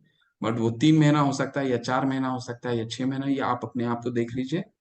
अगर आप दृढ़ हैं फिर उसको दोबारा धारण कर लीजिए। तब तक सेवा कीजिए, अपने महारानी को घर में लाके अच्छे से सेवा कीजिए, उनको आरती दीजिए, और सुबह शाम अच्छा सा सेवा कीजिए, भगवान को अर्पित कीजिए। और वो जो संस्कृत में जो तुलसी माता की आरती है, वो थोड़ा बोलने में हमको बहुत प्रॉब्लम होता है, नहीं बोल पाते। धीरे धीरे उसको प्रयास कीजिए माता जी। और नहीं तो उसको रिकॉर्डिंग सबसे अच्छा क्या है, रिकॉर्ड कीजिए, वृंदाए तुलसी देवाय प्रियाय केशवस्य च, धीरे धीरे बोलिए, रिकॉर्ड खुद कीजिए, और उसको दोबारा सुनते रहिए और उसके साथ बोलते रहिए, देखिए बहुत अच्छे से याद हो जाएगा। और ये वाला मंत्र भी नहीं है मेरे पास, नहीं, मतलब अभी अभी हम। प्रभु ने कल भेजा है ना, प्रभु ने कल भेजा है। तो उसमें देखी नहीं है। वैष्णव वैष्णव गीत का एक पीडीएफ भेजा है। तो उसमें तुलसी महारानी के आरती भी, वो मंत्र भी है, प्रणाम मंत्र भी है और आरती भी है जो हम सुबह करते हैं। मंगल आरती करती हैं, अटेंड करती हैं क्या माता आप? नहीं प्रभु जी, नहीं कर पा रहे हैं। सुबह सुबह। उठते हैं 2:30 बजे, 3 पौने 3 तक उठ जाते हैं। हम्म। लेकिन वही है, घर गृहस्थी में वही आप 4:30 बजे करते हैं। उठिए, 4:30 बजे एक जगह मंगल आरती टीवी लगा दीजिए, मोबाइल में लगा दीजिए मंगल आरती, डेली सुनिए, आपको याद हो जाएगा, 3 महीने में याद हो जाएगा मंगल आरती। जी आपको प्रभु कुछ जी। करने की जरूरत नहीं, लेकिन कोई चीज को बार बच्चों बार का सुनिएगा, कोई चीज को बार बच्चों बार को सुनिएगा स्कूल तब। सुबह ही भेजना रहता है। तो वही मेरा आदत है, नहाने के बाद ही बच्चों का भी लंच बनाएंगे तो हम नहा लेंगे सुबह में। तो ही हम्म। हम लंच बनाते हैं, पहले भगवान को चढ़ाते हैं तब लंच भी देते हैं। ठीक है। वही इसी में हम आरती नहीं ज्वाइन कर पा रहे मंगल। अपने अपने और किचन में ही मोबाइल रख लीजिए माता, किचन में ही ज्वाइन कर लीजिए। जी प्रभु जी। प्रभु जी एक और क्वेश्चन करना। बोलिए। हरे हरे कृष्ण प्रभु जी। जी हरे कृष्ण। दंडवत प्रणाम। दंड प्रणाम प्रभु जी, बोलिए प्लीज। प्रभु जी, सबसे पहला मेरा क्वेश्चन है, ये है कि अगर लोग कहते हैं कि एकादशी के दिन जो तुलसी माँ है, जो विष्णु भगवान के लिए निर्जला व्रत रखते हैं, तो उसमें जल नहीं डालना चाहिए क्योंकि उनका निर्जला जो व्रत है वो टूट जाता है। नहीं नहीं नहीं, इसलिए एक्चुअली क्या है, अब सुनना सुनना सुनने पे मत रखिए। अभी क्या हम्म, करना है, आप तुलसी का क्योंकि अभी गर्मी में अगर भगवान को आप महारानी को अगर जल नहीं देंगे तो महारानी ऐसे ही सूख जाएंगी। तो जी इसका जी। इन इन चीजों का कहीं वर्णन नहीं है प्रभु। लोग सुनते हैं, सुनाते हैं, इनका हम्म, क्या वर्णन है, नहीं वर्णन है, ऐसा वर्णन कहीं दिखता नहीं है। तो हम्म, मैं आप सबसे रिक्वेस्ट करूंगा कि हमारे इस्कॉन में अध्ययन करने के लिए शास्त्रों का अध्ययन बहुत जोर देते हैं हम लोग, कि पहले जी अध्ययन कर लें हम लोग।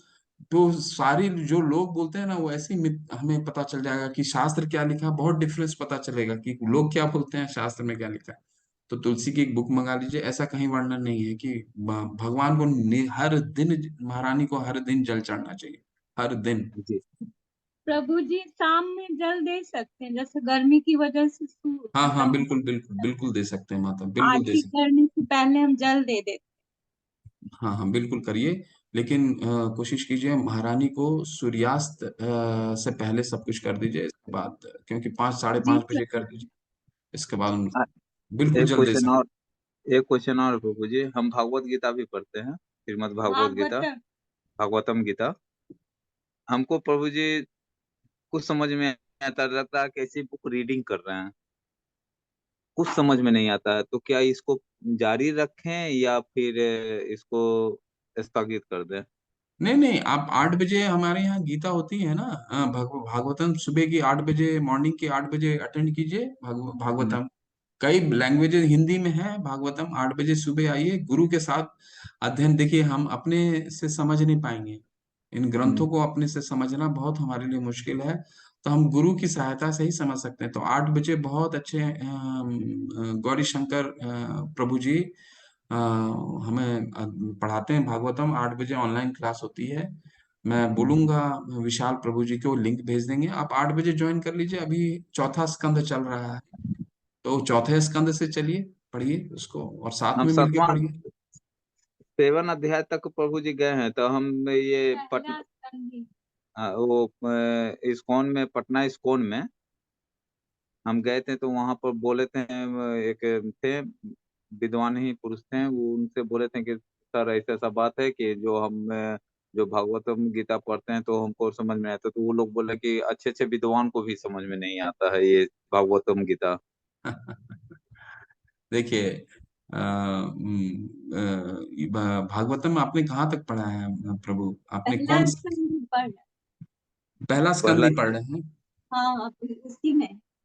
हाँ, पहला स्कंद बहुत बहुत ही इंटरेस्टिंग है, बहुत ही और मुझे समझ में आ जाता है, मतलब हम भी वही बहुत पढ़। जोरदार है पहला स्कंद। मेरे अर्ध 7वां अध्याय मेरे कहाँ तक पढ़े हैं? मेरे अर्धांगिनी को बहुत समझ में आता है ये, क्योंकि शुरू से ही ये क्या बोलते हैं, पूजा पाठ में बहुत ज्यादा ध्यान देती है, बाकी हम उतना नहीं कर पाते हैं प्रभु जी की। इन्हीं की वजह से हमें समझ जाइए कि इनका हम शिष्य हुए, ये मेरी गुरु हम्म, हुए। हरि बोल। ठीक है, ठीक है। नहीं, हम अध्ययन जारी बहुत रखिए। कभी खुद को मानते हैं प्रभु जी। हमको लगता है कि हम बहुत बहुत पीछे पहले हैं। पूजा पाठ करते थे, हम देवी माँ को मानते थे, माँ दुर्गा को हम अपना ये मानते थे। बाकी अब जब से हुआ है ये राधा कृष्ण में नील हुई है, तो तब से हम राधा कृष्ण को ही अब जाप करते हैं। हम माला हम्म, भी जपते हैं, तो तुलसी का माला नहीं, क्योंकि लोग बोलते थे कि तुलसी का माला धारण करने से पहले एक बार जरूर सोच लो कि झूठ तक नहीं बोला जाता है।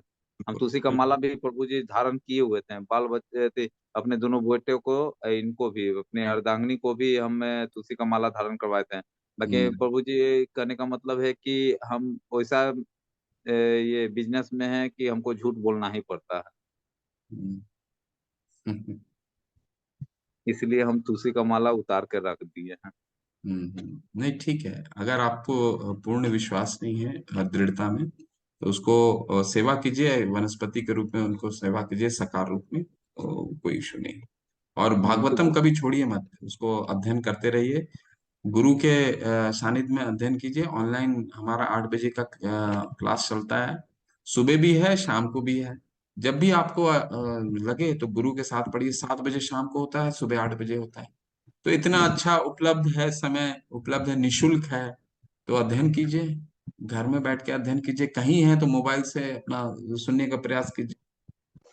एक चीज और प्रभु जी कि मेरा मन बहुत विचलित रहता है कि कभी ध्यान इधर भटकता है। हम सुबह सुबह माला लेते हैं, हम माला क्या लेते हैं कि एक रुद्राक्ष का माला है और एक मोती का माला, उसी को 108 माला हम गुथवाए हुए हैं। उन्हीं में हम श्री सुबह में पहले उठते ही मंत्र हम पहले राधे राधे और फिर हरे कृष्णा हरे राम का नाम जप करते हैं। प्रभु जी क्या ये सही है या गलत है? एक नाम जप कीजिए प्रभु, एकदम एक नाम जप कीजिए। जो भी नाम, राधे माँ को तो हम छोड़ नहीं सकते हैं। तो राधे तो हम कह रहे हैं ना, हरे कृष्णा हरे कृष्णा, हरे में तो राधा ही माँ है ना। राधा कृपा से ही तो हम कृष्ण को पाएंगे, नहीं तो नहीं पा सकते हैं। बिना राधा रानी के हम डायरेक्ट कृष्ण को पा ही नहीं सकते। लोग कहते हैं कि हरे राम हरे कृष्णा, हरे कृष्णा हरे कृष्णा राम हरे राम। इसमें विष्णु जी का, राम जी का और कृष्णा जी का ही सिर्फ नाम है। नहीं, नहीं, नहीं प्रभु जी, एक्चुअली क्या है वो, इन चीजों पे मत जाइए। इसकी अंडरस्टैंडिंग ऐसा है, हरा, हरे का क्या मतलब है? जिसने भगवान के हृदय को हर लिया है। तो जैसा माता से माता से माते कर बोलते हैं ना, इसलिए हरा से हरे होता है। ये पूरा एक इसका हरे कृष्ण महामंत्र का एक नियम, पूरा मतलब समझाया हुआ है। आप अगर इस्कॉन पटना से जुड़े हुए हैं तो कोई भी वहां प्रभु से जाके पूछिए, वो आपको बहुत अच्छे से विस्तार से समझाएंगे कि हरे कृष्ण महामंत्र का मतलब क्या होता है। ठीक है, तो ये सुनी सुनाई बातों पर आप मत जाइए। और एक माला, एक मंत्र कीजिए, 108 बार कीजिए। ठीक है, पूरा चित्त एकाग्र करके कीजिए, पूरा मन अच्छा लगा के। प्रभु जी एक सवाल और है कि अगर हम एक माला, 108 माला, जो 108 नाम है, सिर्फ राधे राधे करके उसके बाद हरे कृष्णा जितना माला करना हो, ये गलत है या सही है? देखिए, आपका आप क्या कीजिए, अगर आपको राधे राधे बोलना ही है तो आप शुरू में पंच तत्व बोलिए, राधे राधे बोलिए, और फिर 108 बार हरे कृष्ण महामंत्र बोल दीजिए। ठीक है, नहीं तो हम एक्स्ट्रा कर लीजिए, 108 के ऊपर एक्स्ट्रा कर लीजिए राधे राधे बोल के। हम 108 बार राधे राधे बोलते हैं, उसके बाद हरे कृष्णा जाप करते हैं कि 4 बार हम जप करते हैं, सुबह 2 और शाम 2। तो आप कोशिश कीजिए कि हरे कृष्णा को 108 बार कीजिए। और अगर आपको राधे राधे में बहुत ही आसक्ति है तो आप राधे राधे एडिशनल कर लीजिए साथ में। ठीक है, लेकिन अच्छा, 108 बार हरे कृष्णा जरूर कीजिए। और राधे राधे में आसक्ति है तो राधे राधे भी बोलिए, एडिशनल कर लीजिए। एडिशनल करने में कोई दिक्कत नहीं है, एडिशनल उसको बोल दीजिए। थैंक यू प्रभु जी। हरे कृष्णा। हरे कृष्ण। प्रभु प्रभु जी भागवतम में जब अर्जुन की शक्ति छिन्न हो गई, तो वही अध्याय हम पढ़ रहे हैं। हम्म। जब कृष्ण भगवान जी चले भगवान, गए ना, भगवान जी छोड़ के चले गए थे। तो हाँ अर्जुन तो की वही जितनी भी शक्ति, अर्जुन अब बात समझ, हो गया। अब आप लोग समझ लिए होंगे कि इसलिए हमने जब पहला स्लाइड दिखाया था तो उसमें लिखा था कि ये सब जो लीला है ये भगवान की लीला समझनी चाहिए। तो अगर हम ये समझ जाते हैं तो भागवतम में कितना विस्तार से है कि भगवान जैसी गए सारी शक्ति क्षीण हो गई। क्योंकि जिस उद्देश्य से उनको शक्ति मिला था वो उद्देश्य पूरा हो गया, तो उसके बाद वो शक्ति ले लिए वापस। बिल्कुल बिल्कुल बिल्कुल, पढ़ते रहिए माता जी आते। ठीक है, नहीं अभी आज पढ़। निकलते हैं, फिर कल जो भी हरे प्रश्न। कृष्ण प्रभु जी, दंडवत प्रणाम। हरे कृष्ण। कमल माता जी कल आपका प्रश्न लेंगे, आप नोट करके रखिएगा, कल आपके प्रश्न पर चर्चा करते हैं। आज थोड़ा चलते हैं। वाञ्छाकल्पतरुभ्यश्च कृपा सिन्धुभ्यैव च पतितानां पावनेभ्यो वैष्णवे भयो नमो नमः। अनंत कोटि वैष्णव वृंद की जय। शिला प्रभुपाद की जय। हरे कृष्ण आप सभी को।